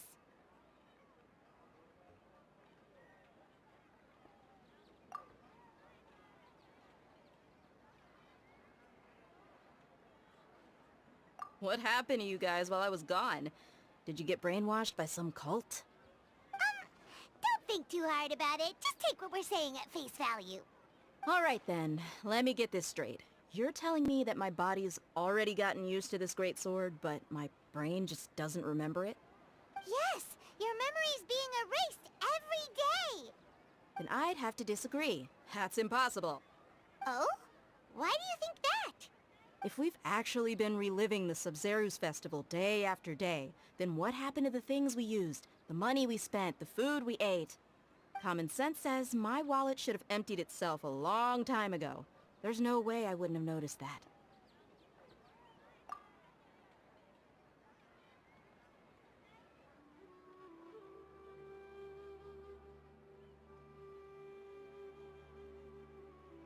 Right!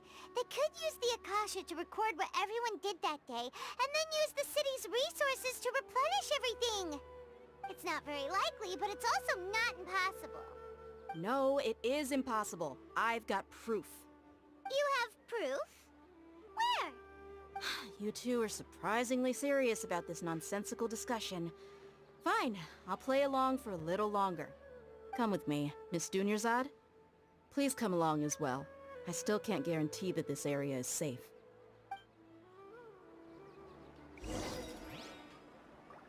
Paimon can't believe it's Dia who wants to show us something this time. 2 days ago, we were the ones taking her to see Dunyarzad.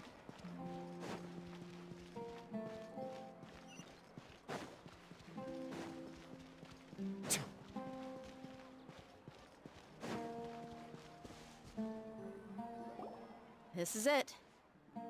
Huh? This is a wooden training dummy. What about it? See those marks on the dummy? Those are the result of several days' worth of practice. Let's say the sages didn't replace it every day. Shouldn't it be hacked to pieces by now? That's true, but what if they did? Then the sages would have had to reproduce every mark I left during previous training sessions. I'm a professional fighter. My martial school has always emphasized the importance of refined control. The force, angle, and entry point of each strike is calculated and deliberate. That's why I remember every mark on the dummy, as well as my state of mind as I made each strike. It's just as they say, each swordsman has their own unique style, and even the same swordsman can't make the same cut twice. It would be impossible to copy these marks. Is it really impossible? What if they used some fancy machine to carve every single mark? People often say that a camera's photo can never replace an artist's painting because the former has no spirit to it. The same thing applies here. At a mere glance, I can differentiate carved marks from the results of combat training. Whew, I hope that cleared things up for you. Hey, is this that new brain exercise game that's been super popular with the scholars lately? It's surprisingly fun. Anyway, it's getting late. I should escort Miss Dunyarzad to Nilu's stage. See you later. Well, back to square one. Is our memory deletion theory also wrong? But at least we've reached some other conclusions in the meantime. Yep, that's true. So, can we think of any new ideas right now? Strange? Paimon feels like everything's been strange lately. Huh? Leaving the city? You're right! It's really strange how we never thought of such a simple solution! Many things should become clear if we can confirm the flow of time outside of the city. Paimon can't believe it! Did we miss this because we're tunnel visioning too hard on our other theories? Or because we're just too tired? How about we go back and ask Nahida? Maybe we've forgotten something about leaving the city.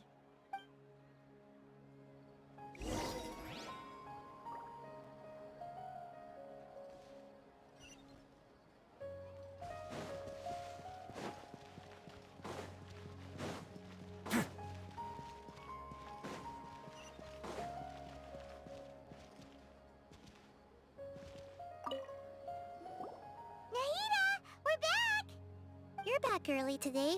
Did you find something new? Sort of. We're mostly sure now that we're not in a time loop. And we also aren't in the real world. But at the same time, we have a new question. Leaving the city. As far as I remember, you've mentioned your plans to do that twice before. We did? But we don't remember anything. What happened after we talked about those plans? What did we say when we got back? Let me think. I don't think you ever actually told me what the outcome was. Oh, it's probably more accurate to say that both times you never came back the whole night. But you two sometimes stay out the entire night anyway, so at the time, I didn't think too much about it. It is true that sometimes we lose track of time during our investigations. Before we know it, it'll already be the next day. But still, neither of us remember anything about leaving town. Really? That's kinda strange. In theory, I should have already awakened all your memories. Yep. Something here's definitely fishy. Let's get to the bottom of this tomorrow.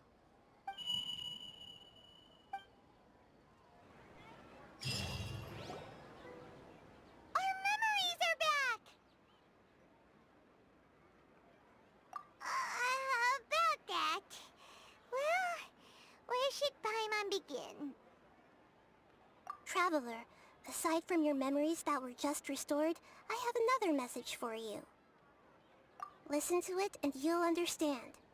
Can't go back. There are countless spaces here. Our Sub-Zero's festival in Sumeru City is just one of them. Traveler, you should be missing 2 days worth of memories. Paimon will fill you in. It's time to carry out our plan from yesterday. Okay, let's go!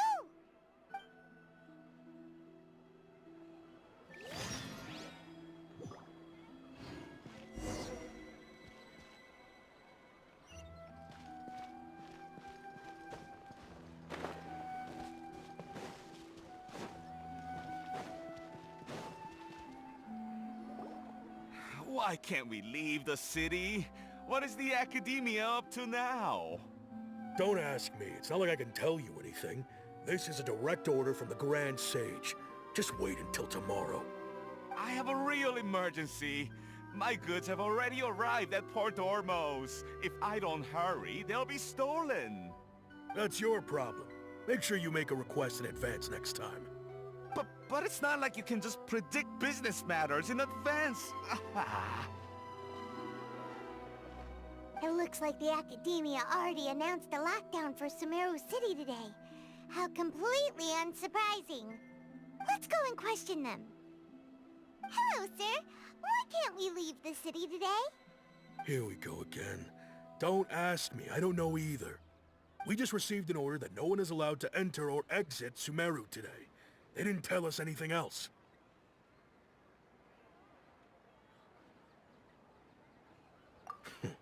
Angering me won't get you anywhere. If I had that kind of insider info, I would have left this stupid post long ago. It looks like he really doesn't know. If we can't get anything out of him, let's take matters into our own hands. Why don't we climb over the walls? Those guards can't be everywhere at once. This is a good spot, and the guard hasn't noticed us at all. Let's hurry! Huh? Why? Are you going to leave Paimon behind?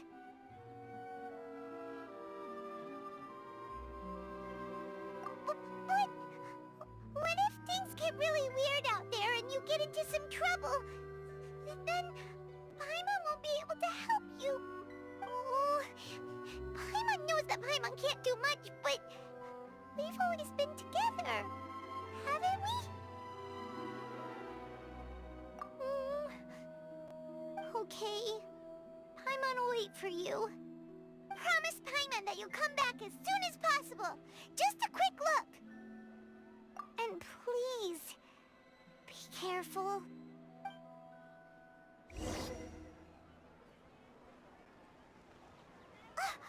Memories!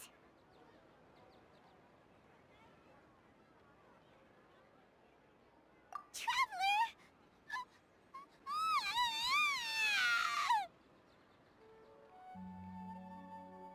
Paimon thought Paimon would never see you again! You just disappeared! Paimon waited for you for hours and hours at the city wall and you never came back! You promised Paimon that you were only taking a quick look! Paimon, calm down. She's here now. I don't think she understood what you were saying. Paimon doesn't care! Paimon wanted to go look for you, but you also said that Paimon should stay! Paimon was so worried and so scared the entire day!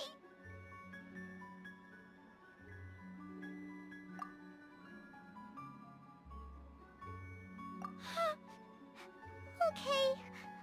Paimon will forgive you.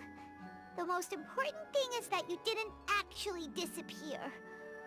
Oh, Paimon was so scared that you had gone into another world. Okay, Paimon, can you tell us your perspective of what really happened yesterday? I see. Using two people's different perspectives. After that, you left the city. Paimon kept her eyes on you the whole time, but then you disappeared in an instant.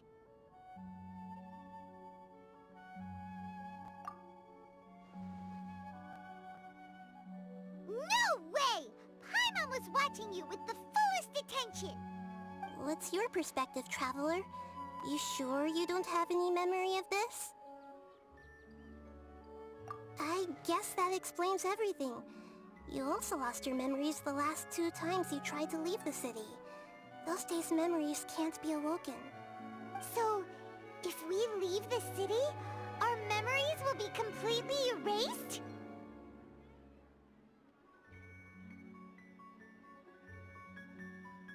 It really sounds like something big outside of the city is being hidden on purpose.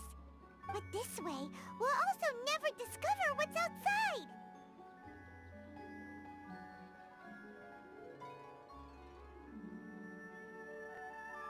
Something like a message? But how can we send it back? Don't look at me like that. I'm not used to being stared at. Well... Okay. You want something that can pass on messages, right? Give me some time and take care of Dunyarzad for me. Yep! Now we're talking!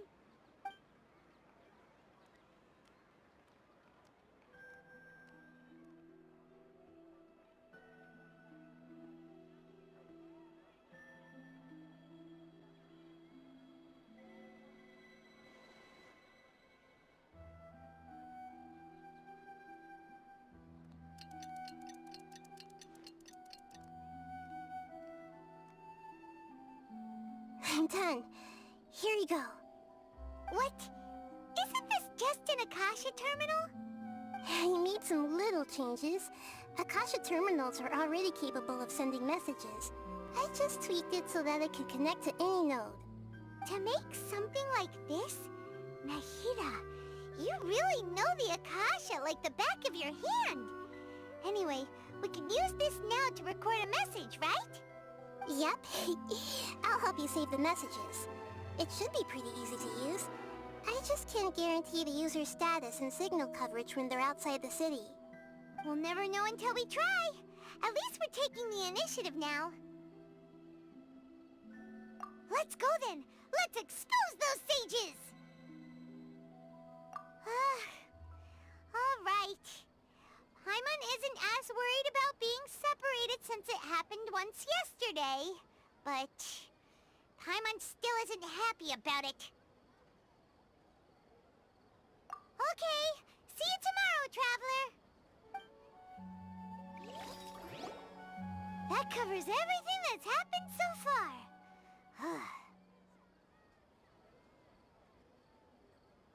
Yes. Although the signal was choppy and had some interference, we still managed to receive 2 messages from you when you were outside. Okay, now that you understand what's going on, let's hear the messages together.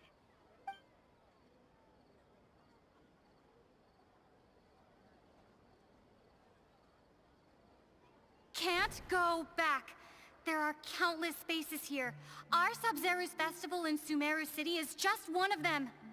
I've entered another space. Before me are flowing sandstone and howling fish. Impossible and surreal sights. All these spaces are empty, except for the occasional ones that contain mute puppets rather than people. I can't sense any human presence.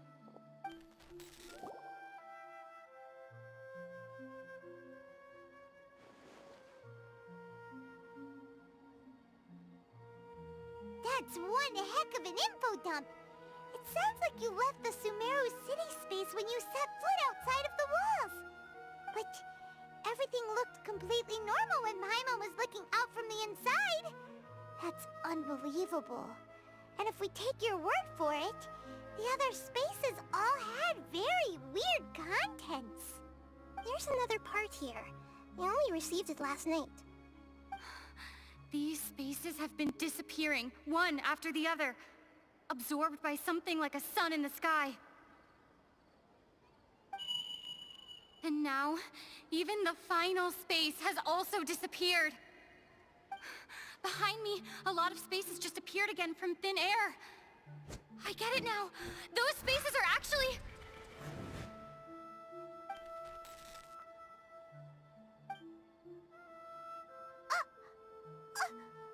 Why did the message end right there? What did the Traveler want to say? What are those spaces? Probably because yesterday just happened to end at that moment. Oh, right. Paimon did hear a beep from the Akasha. Did it come from here or from the message? The message. It should have come from the Traveler's Akasha terminal. After the beep, Traveler said even the final spaces also disappeared. Traveler, what do you think that final space could have been?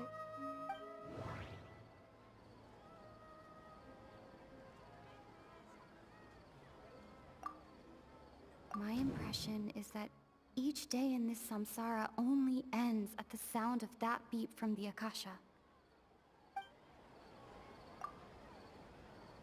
Oh, so that's what it is! After the sound of the beep, the final space, the Sub-Zero's festival, also disappears, and we're taken to the next day.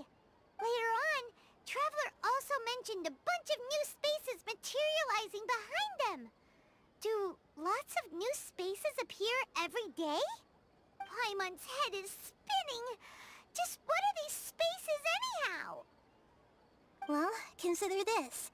For all the horrors of the Archon War, at its heart, it was just a game where a bunch of gods fought over 7 seats. So no matter how strange or spooky things may look on the surface, maybe all they point to in the end is a small and simple secret. Wow, the Archon War, huh? That's an analogy and a half.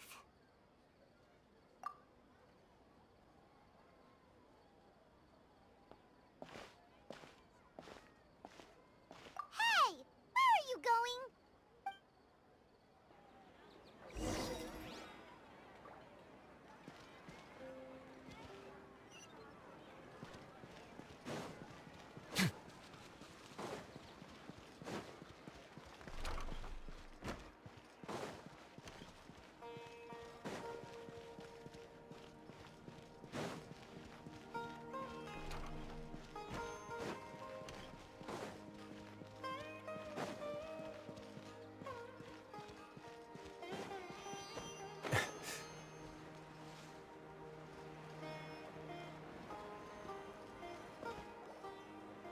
Do you want some alone time to think?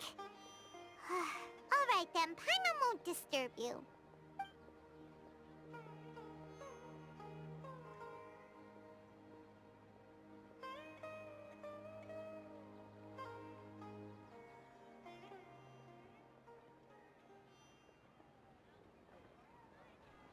The dance of Sub-Zeros is about to begin. I'm going to go watch it. Okay. Why don't you go ahead, Dunyarzad? We still have some other stuff to do first. Okay then. See you later. Have you figured it out yet, Traveler? Time is ticking away. Awesome! What is it? Paimon wants to know. Oh, wait, no. Let's meet up with Nahida first. You can tell us both together. This time, we're gonna get to the truth.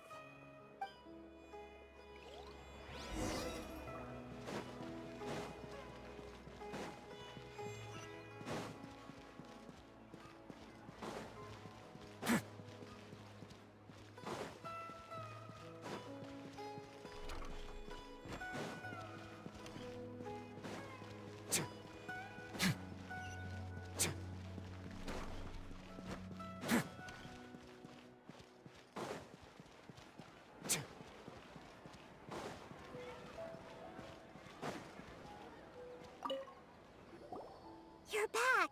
I've been waiting forever for you two. Judging by the looks on your faces, are you ready to take your Sub-Zero's exam and graduate from the festival? Okay, first off, have you discovered the hidden truth?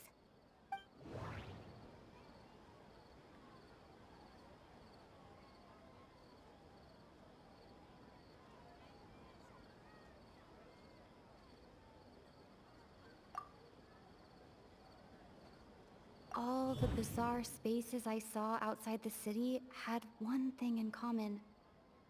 A lack of human presence.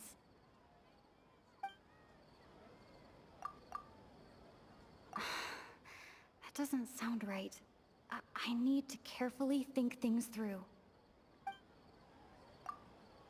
We've already experienced the Sub-Zero's festival many times, and the day of the festival seems to be in a perpetual samsara.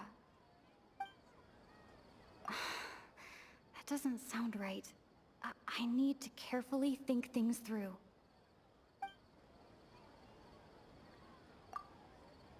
Those spaces remind me of dreams, like the one I had in the NVIDIA forest. Except these have no sign of human presence. That doesn't sound right. I need to carefully think things through.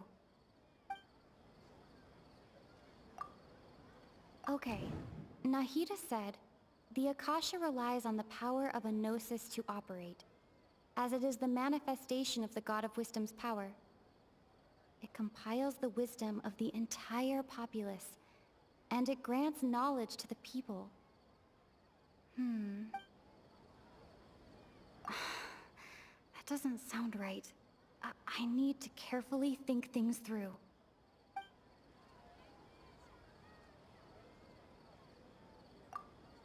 The moon, illusions, and lies.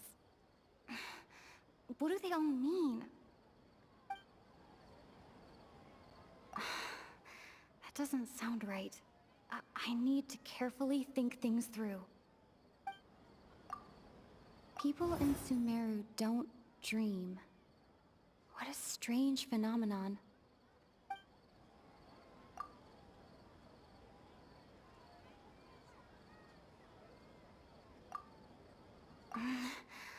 I can't seem to cohesively piece everything together.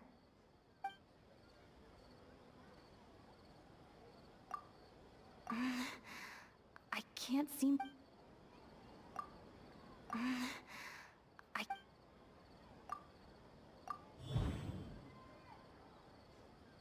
We are all in a dream. It isn't that the people of Sumeru don't dream. Rather, the Akasha is taking their dreams from them. People in Sumeru think they don't dream, but the truth is the Akasha steals their dreams without them knowing it. And those spaces with no human presence are stolen dreams without their host. That would explain why they sounded so weird when she was trying to describe them. Huh. So people in Sumeru do dream after all. In fact, we're all in one big dream together right now. Correct answer. Now, how did you conclude that the Akasha is capable of this?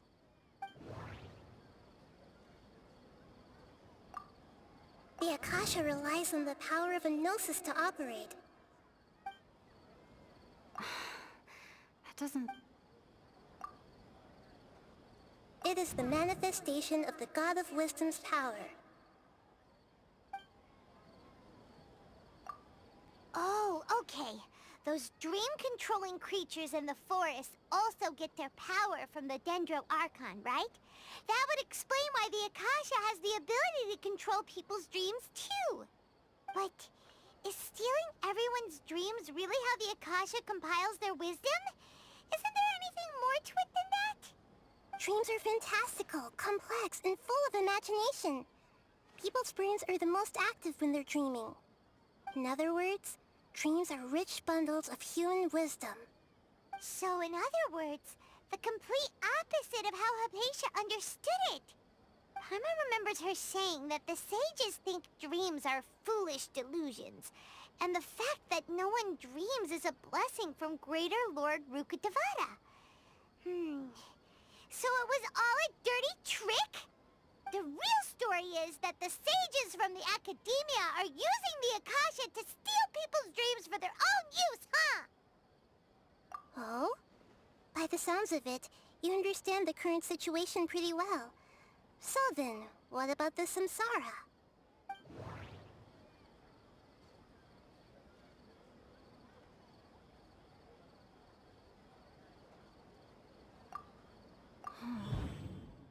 Those spaces kept disappearing before my eyes. But as soon as that beep sounded, many more spaces materialized. Those dreamscapes kept vanishing. But as soon as that beep sounded, more new spaces appeared.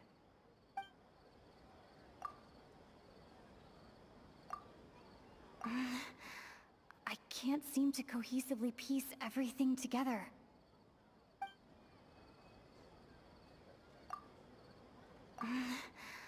I can't...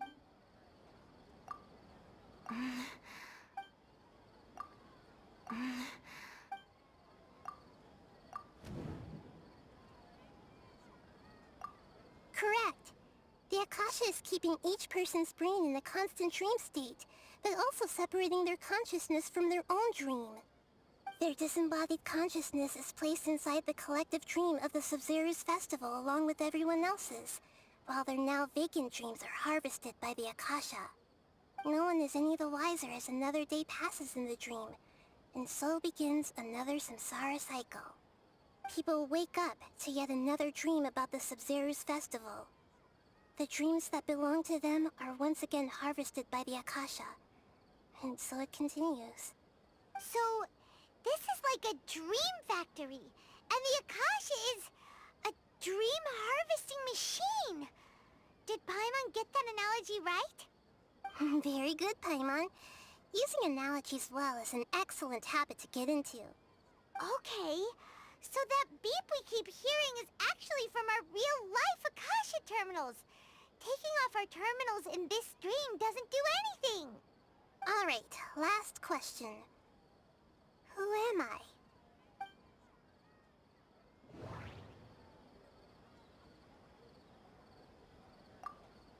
They say that alchemical divination is the Dendro Archon's divine revelation. So then, if Nahida has referred to herself as the moon...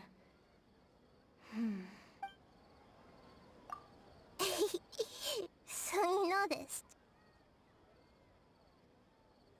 I thought that one would be the hardest question. That's why I put it last. That wasn't hard at all. Even Paimon guessed that. Everything about you is different. We just didn't want to expose you is all. Now that you mention it, Nahida, you've been hinting to us since the very beginning. It's funny. Thinking back to when we were asking all over the place for info about Lesser Lord Kusanali, Paimon didn't expect to meet you like this.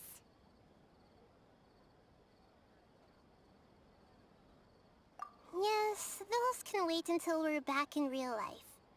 On the other hand, I'd be happy to answer any more questions you have about here and now.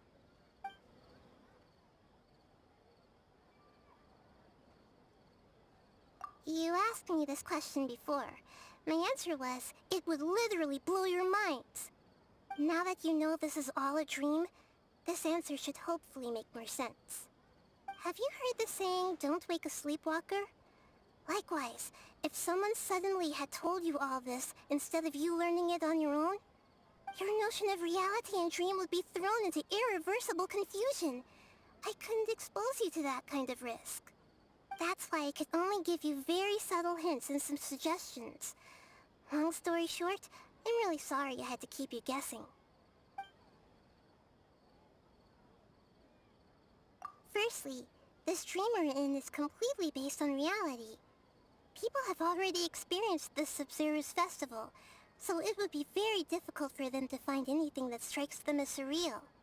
Secondly, you're probably wondering why people don't have any memories from earlier samsara, right? That's because people don't remember their dreams most of the time anyway. And in any case, their actual dreams are being taken away from them by the Akasha. So whenever they wake up in this dream of the Sub-Zero's festival, they don't remember anything from their previous identical dream. That reminds Paimon. Traveler had a dream when we were in the NVIDIA forest, but couldn't see what it was about after waking up. Is that an example of what you mean? Yes. Only after receiving the blessing of Dendril can a person gain the Dendril element's dream-enhancing power. That explains the feelings of deja vu. Meanwhile, everyone else has no idea that they are in the Sub-Zero's festival Samsara, while their dreams are stolen from them over and over again.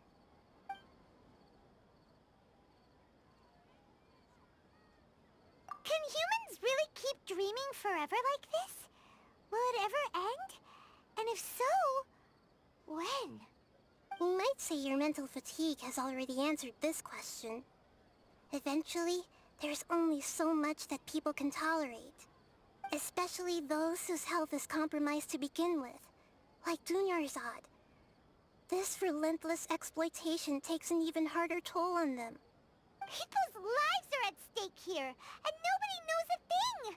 We've got to put a stop to this!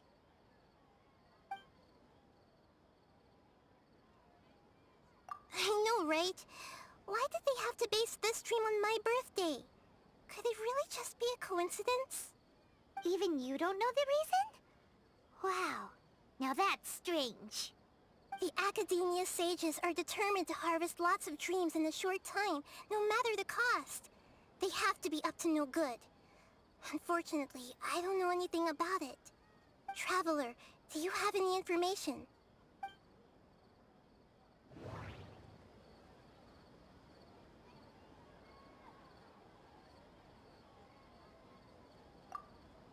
Those spaces remind me of dreams.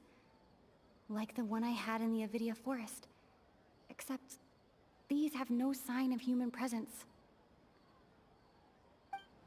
That doesn't... Okay, Nahida said, the Akasha relies on the power of a gnosis to operate, as it is the manifestation of the God of Wisdom's power. It compiles the wisdom of the entire populace, and it grants knowledge to the people. That does... Grand Sage said, go celebrate the birth of that god to your heart's content. Did he mean something more? Celebrate the birth of that god? Could it mean...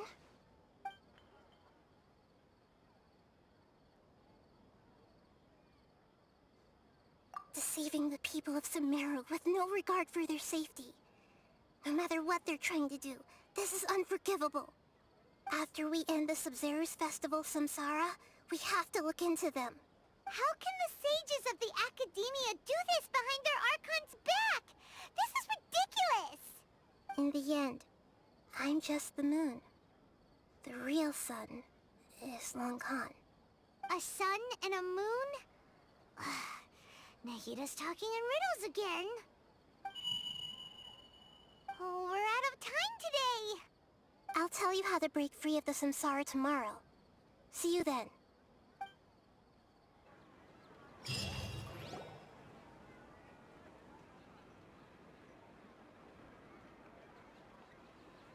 Good morning, Nahida. Wait. Now that Paimon remembers everything, should we instead say good morning, Lesser Lord Kusanali? Hey! What's wrong, Nahida? You don't look too good. I'm afraid that what you're thinking right now is correct. Did Dunyarzad already disappear? No way! Are we too late? The real Dunyarzad's consciousness has indeed disappeared. It can no longer endure the constant dream harvesting. Paimon can't believe it. Wait, so what about that other Dunyarzad? Just what is she? Is she also going to disappear? She's actually something like a puppet, but not completely. The real Dunyarzad's consciousness could no longer keep playing her role in this dream. So another Dunyarzad appeared to replace her in the dream. Just like the grass and the trees, that Dunyarzad is just a building block of the dream that helps to keep it going. But personality-wise, she's nothing like the real Dunyarzad. Puppets are stiff, and can't copy a living person's vitality. After all, they're just there as filler. You know, speaking of which, the old Dunyarzad might not have been too different from a puppet. Dunyarzad truly believed that she met you within her consciousness, and it was you who inspired her. So you do remember her after all. Yes. Back then, her family was overly protective of her. No one cared about her personality or thoughts. It was as if she only lived to stall her Elazar. I just gave her a little wisdom so she could look at life in a new way. So that she could be her own person. But even so, she's still... far from it. I'm still a long way off from being a real Archon. I couldn't even save her. If I were a competent Archon, I wouldn't have let my most faithful follower die at the Sabzeruz Festival with so many regrets. Please don't beat yourself up over it, Nahida. It's the Sage's fault, and theirs alone. I'm not beating myself up. All I did was to rationally observe the distance between myself and a real Archon. Don't be like that, Nahida. Even real Archons are still allowed to be sad. To prevent more tragedies like this, we must end the Samsara as soon as possible. Great, but how do we do that? Although the Sabzeruz Festival dream is under the Akasha's control, only humans can dream. Even the Akasha is unable to create them. That means this dream belongs to a host who created it. Huh? So, how should we find that person? Well, if this is someone's dream, then everything here must come from deep within their consciousness. Which means, with the power of imagination, they can change anything in this dream. Imagination? What do you mean by that? Imagination means breaking through what you perceive as normal. Like when a server at a tavern brings a plate to you, you'd naturally assume that food is on it. However, if you're the dream's host and you become aware that you're dreaming, when you imagine gold and more on the plate, the dream will respond in kind, and the server really will bring you gold and mora. But right now, our host is unaware that this is a dream. No matter how many times they're served, it will always be food. Find some way to make that person realize that they're dreaming. Usually, once that happens, the person will wake up and the dream samsara will be broken. How are we going to find them, though? If it could be anyone, it'd be like looking for a needle in a haystack.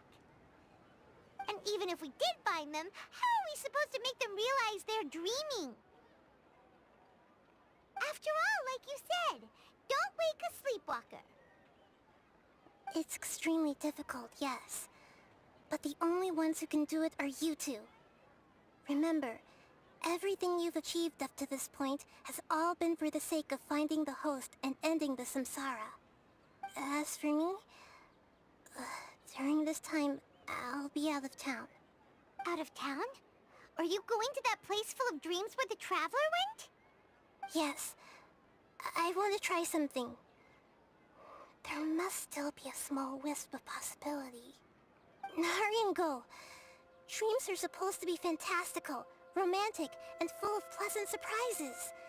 Unnecessary things like this samsara need to end.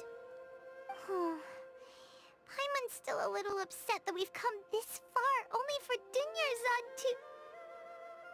She was such a good person, with such a simple wish. But fate was against her.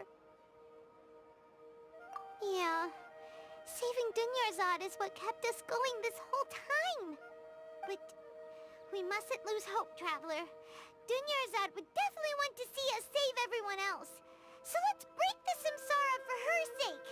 Paimon's wondering, do you think the sages would get one of their own to be the host of this stream?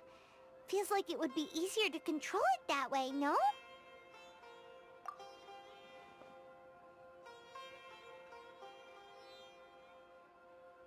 Huh. That's true. Plus, the sages probably weren't counting on there being other factors beyond their control, like Nahida and us. So, who do you think the host of the dream is? Oh, that would make sense! Ferris, the Knight of Flowers, is a symbol of the whole Sub-Zero's festival, right? Pretty core character. Let's go ask him some questions, shall we?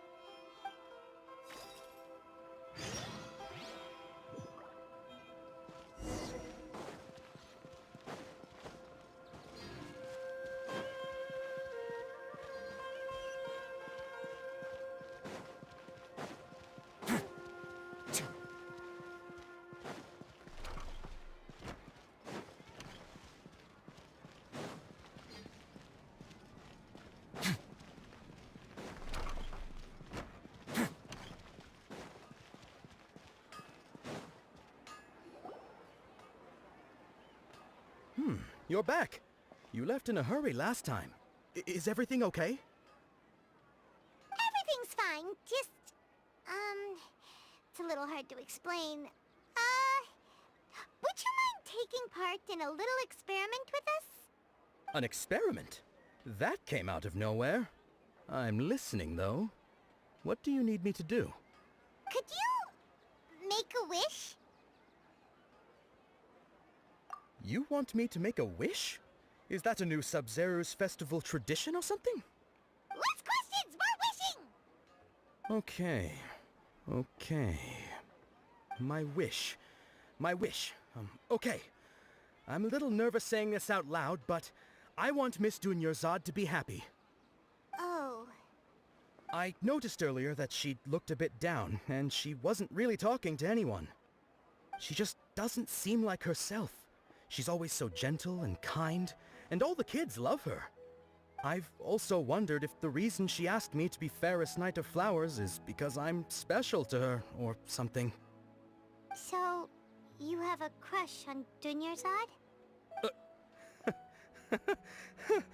Oh, is it that obvious? After what I just said, I guess it is. When she placed the hat of the Knight of Flowers onto my head, she said to me, I want everyone to have a happy Sub-Zero's festival. What she didn't realize was that I'm not that interested in how everyone else feels. In that moment, I just wanted to be her Knight of Flowers for the rest of my life.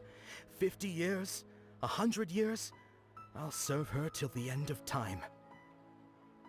Okay, yeah, that was a bit much. Felt like the right moment to get it off my chest, but that was pretty embarrassing. Okay, I'm ready to make my wish. I would like Miss Dunyarzad to appear in front of me right now with a smile on her face. Here goes. Please come true.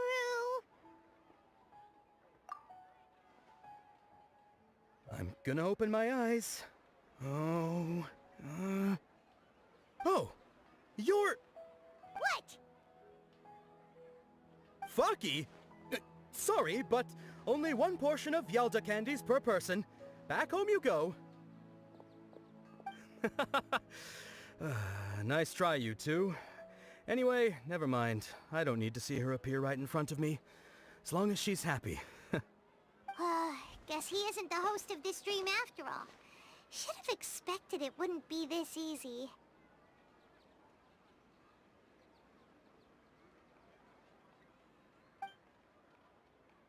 It seems like everyone who knows Dunyarzad loves her.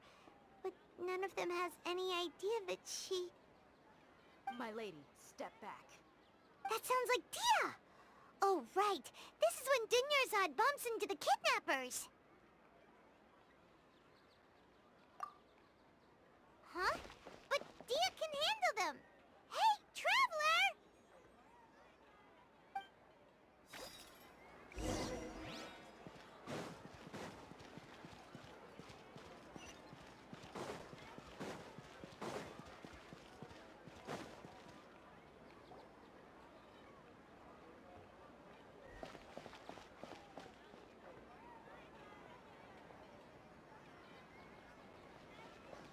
Oh, it's you. Great timing.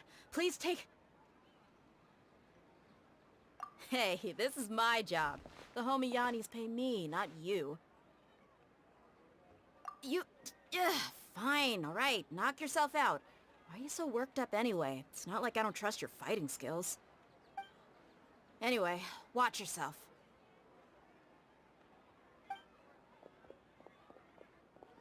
So you got yourself some backup. Suit yourself. You're going down. That's close enough. Feeling lucky today. Let's begin. Stay cool. Face your guilt.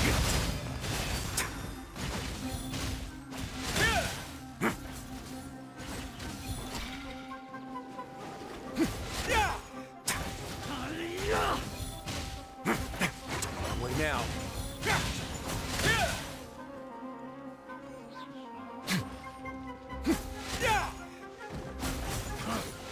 You following orders.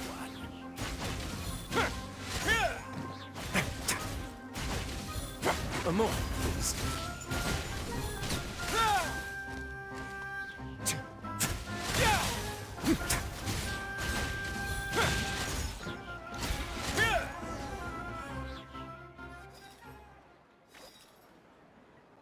Traveler, were you just taking your anger out on those guys?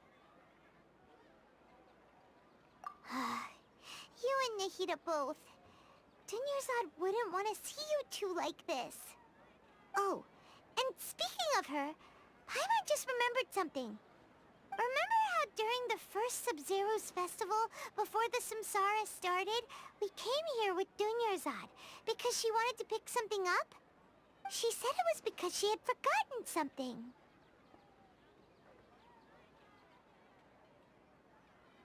Okay, so Paimon's memory is working so far. Anyway, Paimon also remembers that she is staying somewhere around here. She pointed it out to us the night before the Sub-Zero's festival.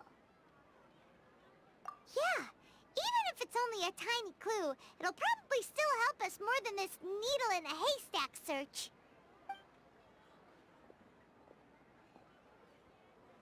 This is the place. It's rude to enter other people's spaces without permission, but desperate times call for desperate measures.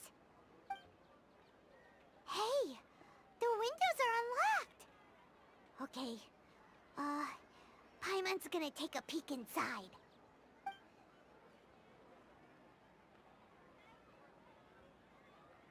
This was only a temporary residence, so there was pretty much nothing inside except this book on the table. Should we open it?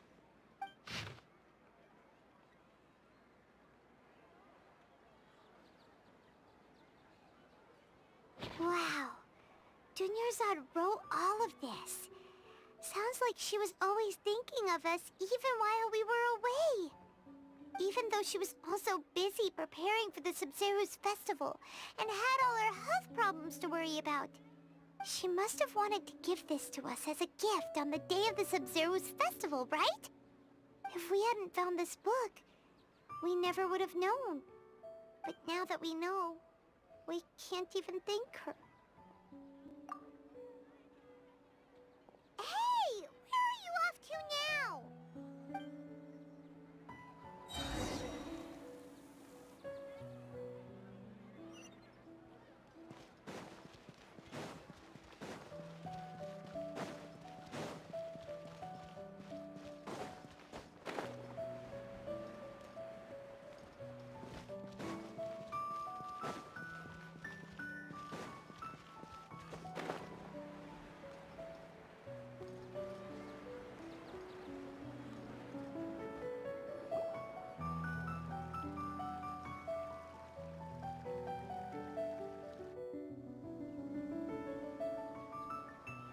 It's Dunyarzad's puppet.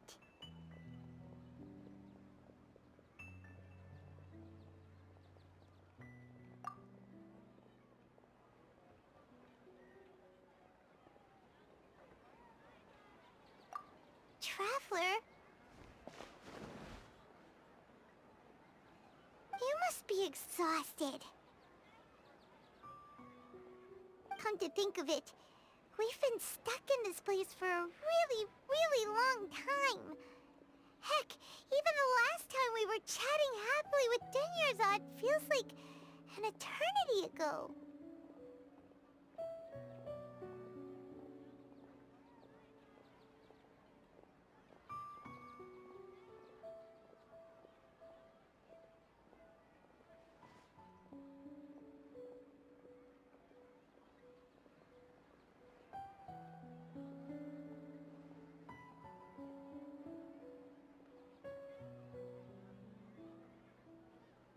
Paimon still remembers when we were sitting here, and the way her eyes sparkled when she talked about Nilu's Dance of Sub-Zerus.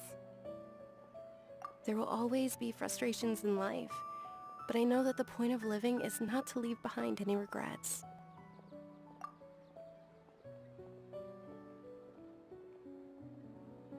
That was what the real Dinyarzad said, wasn't it? Does that mean... Yes, Traveler. What is it? Oh, so she's still just a puppet. But just now, how come... What? Where are we going this time?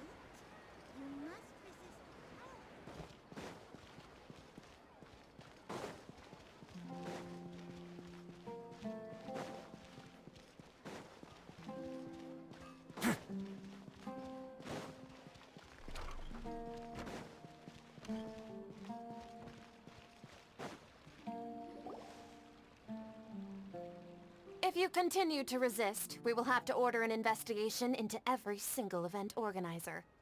The Grand Sage has already granted you much leniency.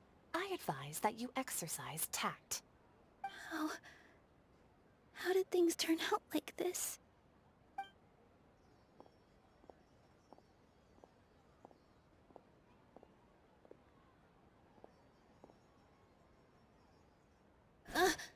Traveler? You don't have to get involved. He's a sage from the Academia. I don't want to drag you into this. Traveler? Traveler? What the heck are you doing? If you get arrested by the Academia, that's another day gone to waste!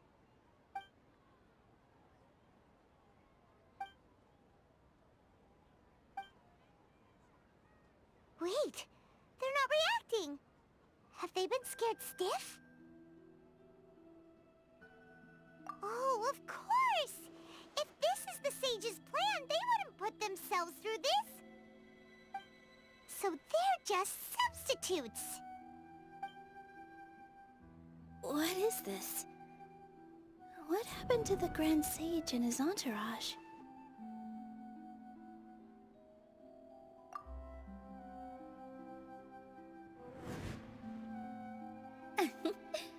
Like I said, they symbolize the goddess of flowers.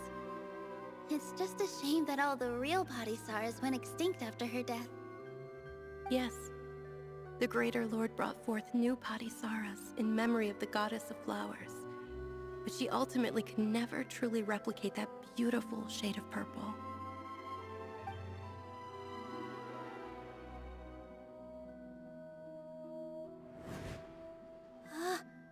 That beautiful shade of purple. Aren't these flowers real Padisaras? Just like the ones from the legend? I didn't even notice! Dinyarzad, did you find these? But didn't you just say all the real flowers went extinct after the goddess of flowers passed away? So, how? Yeah. What's going on here? Huh?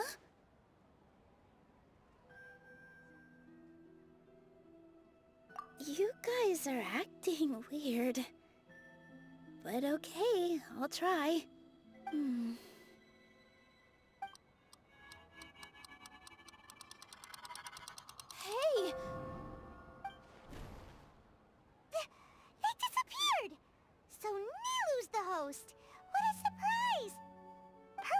Palisaras don't exist in the real world anymore.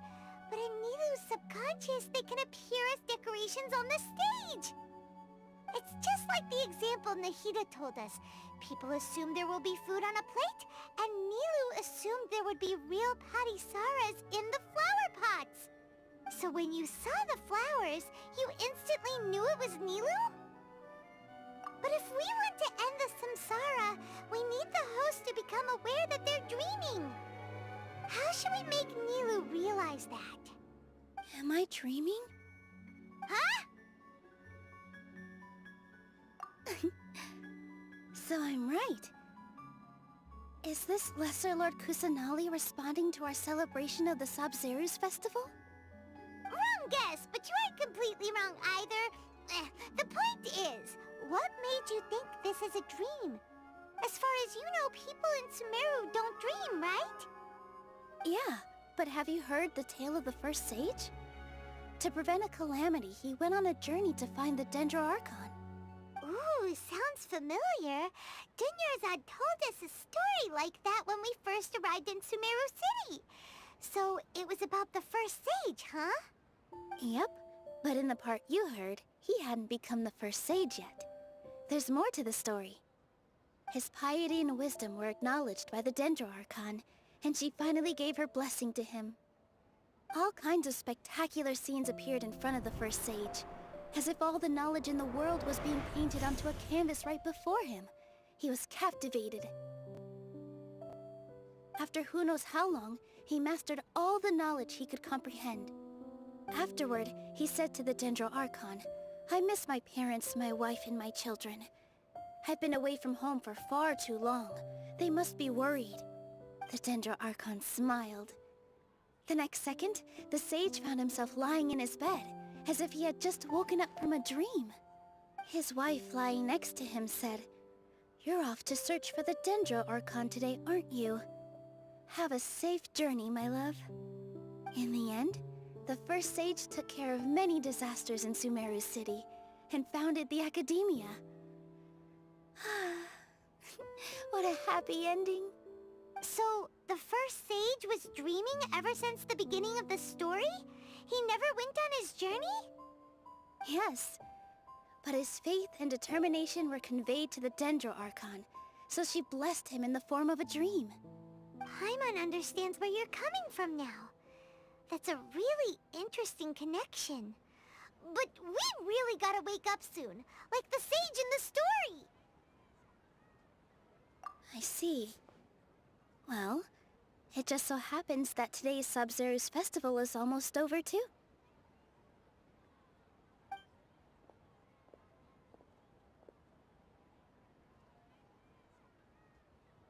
Since we're in a dream, let's make this final dance of Sabzeruz as beautiful as we can.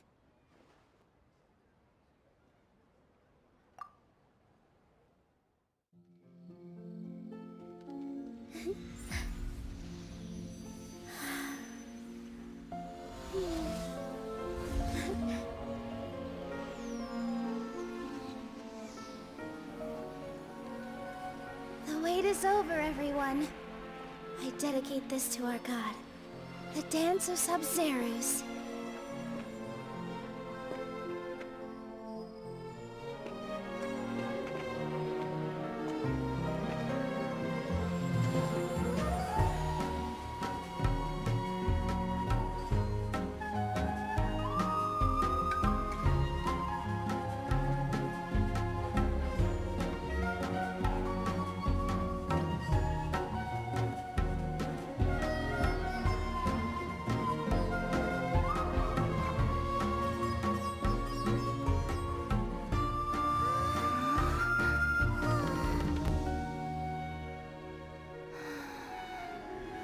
I'd be lying if I said I had no regrets.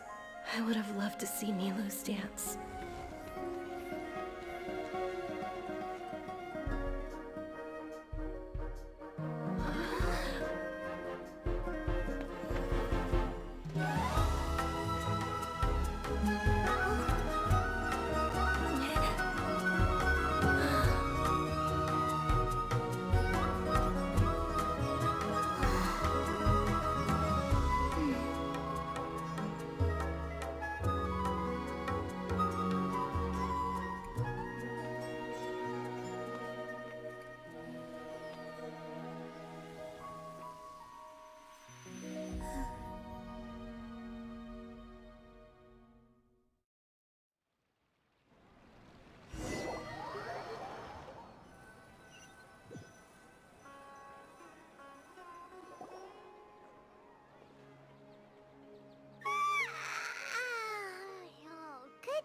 Traveler. Oh, Paimon feels like she's been asleep for the longest time. Paimon's head feels super heavy. Did we oversleep? Do you even remember going to sleep last night? Paimon thinks it was after the Sub-Zero's festival. The Sub-Zero's festival! Have we finally escaped from the Sub-Zero Samsara? Quick! Take off your Akasha terminal!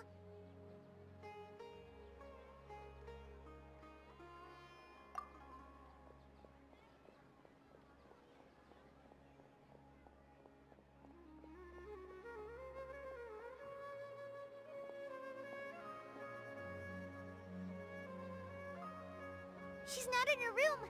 What happened? Huh? What usual spot?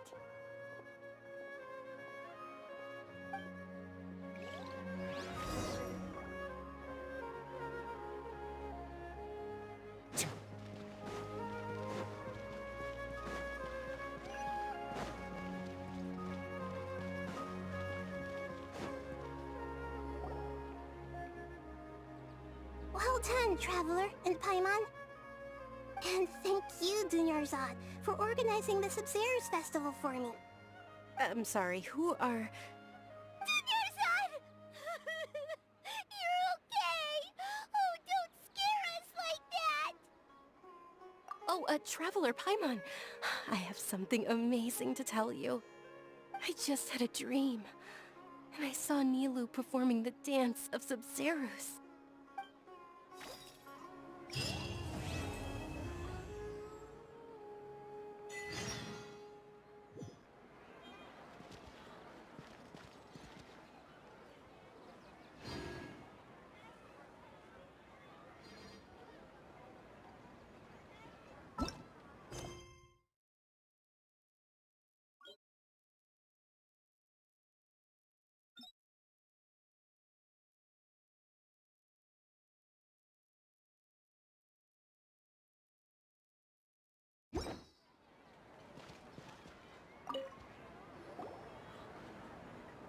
You're actually Nahida, aren't you?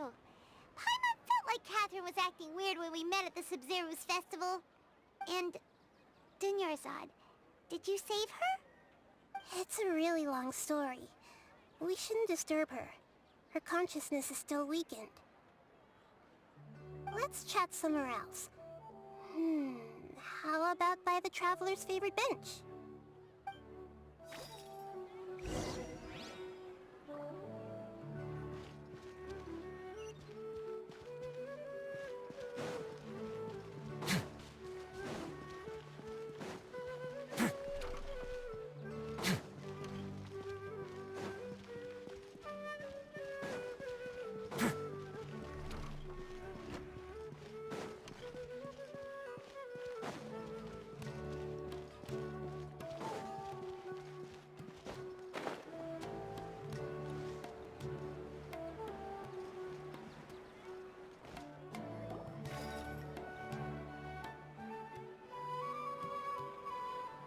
Let's talk about Dunyarzad first.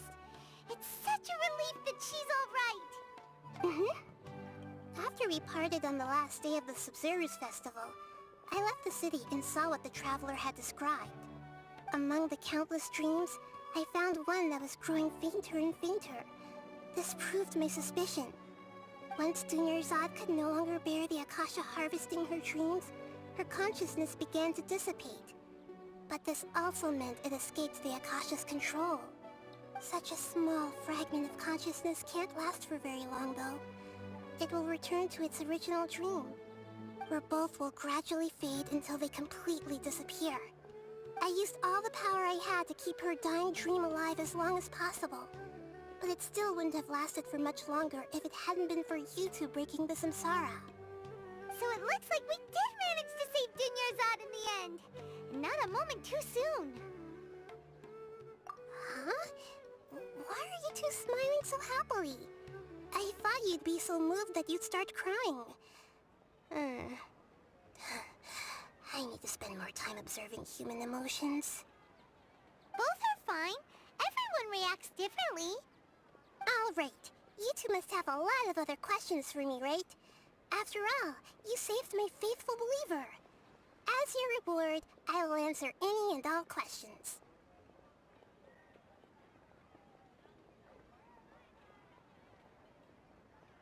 To be accurate, I'm using the Akasha as a medium to occupy Catherine's consciousness. How did you do that? Poor Catherine.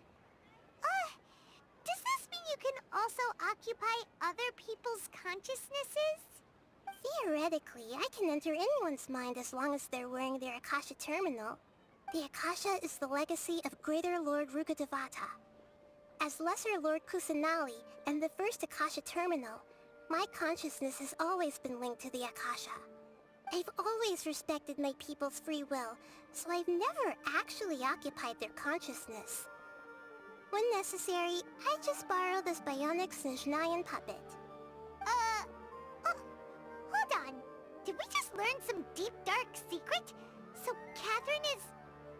No wonder Paimon felt something was off about her. What about your own body? Why do you need to borrow other people's? Don't you live in the sanctuary of Surasthana? That story begins a long time ago.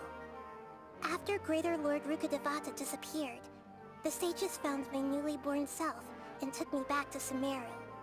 At that time, I was young and weak. The sages kept me in the sanctuary of Surasthana, ostensibly for the sake of protecting me. But I've hardly heard from them since. However, I do understand that they had hoped to find Greater Lord Rukkhadevata instead of me, a symbol of her passing. So, the sages basically put their new Archon under house arrest? How dare they! Why don't you teach them a lesson, Nahida? In some ways, they aren't wrong. Greater Lord Rukkhadevata was omniscient and omnipotent. Even after her death, the Akasha is still empowering this nation. And I'm still really far away from being able to call myself the God of Wisdom. Moreover, the Academia is also more proficient at governing this country. My existence has little meaning. Yeah, you got a lot of believers. Just look at the Sub-Zero's festival. Everyone who showed up truly loves you. Thank you for the kind words.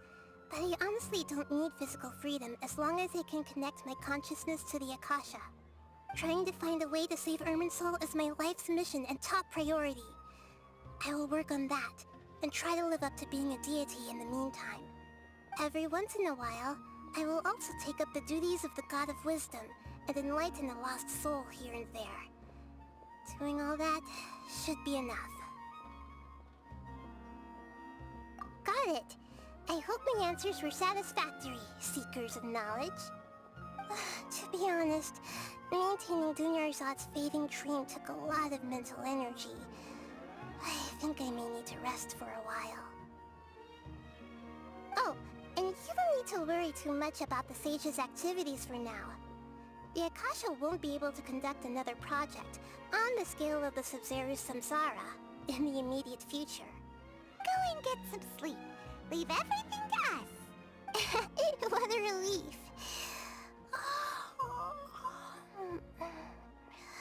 This is truly the most exhausting birthday I've ever had. Traveler? Paimon? Why am I here? Do either of you know? Maybe you were sleepwalking. You know you can't wake up a sleepwalker. We happened to walk by, so we thought we'd wait for you to wake up. I see. Huh. I should visit my maintenance personnel sometime. Oh, I'm fine. I better go. Thank you. We spent quite some time in Sumeru City, but ever since we last said goodbye to Lesser Lord Kusanali, we haven't heard anything from her.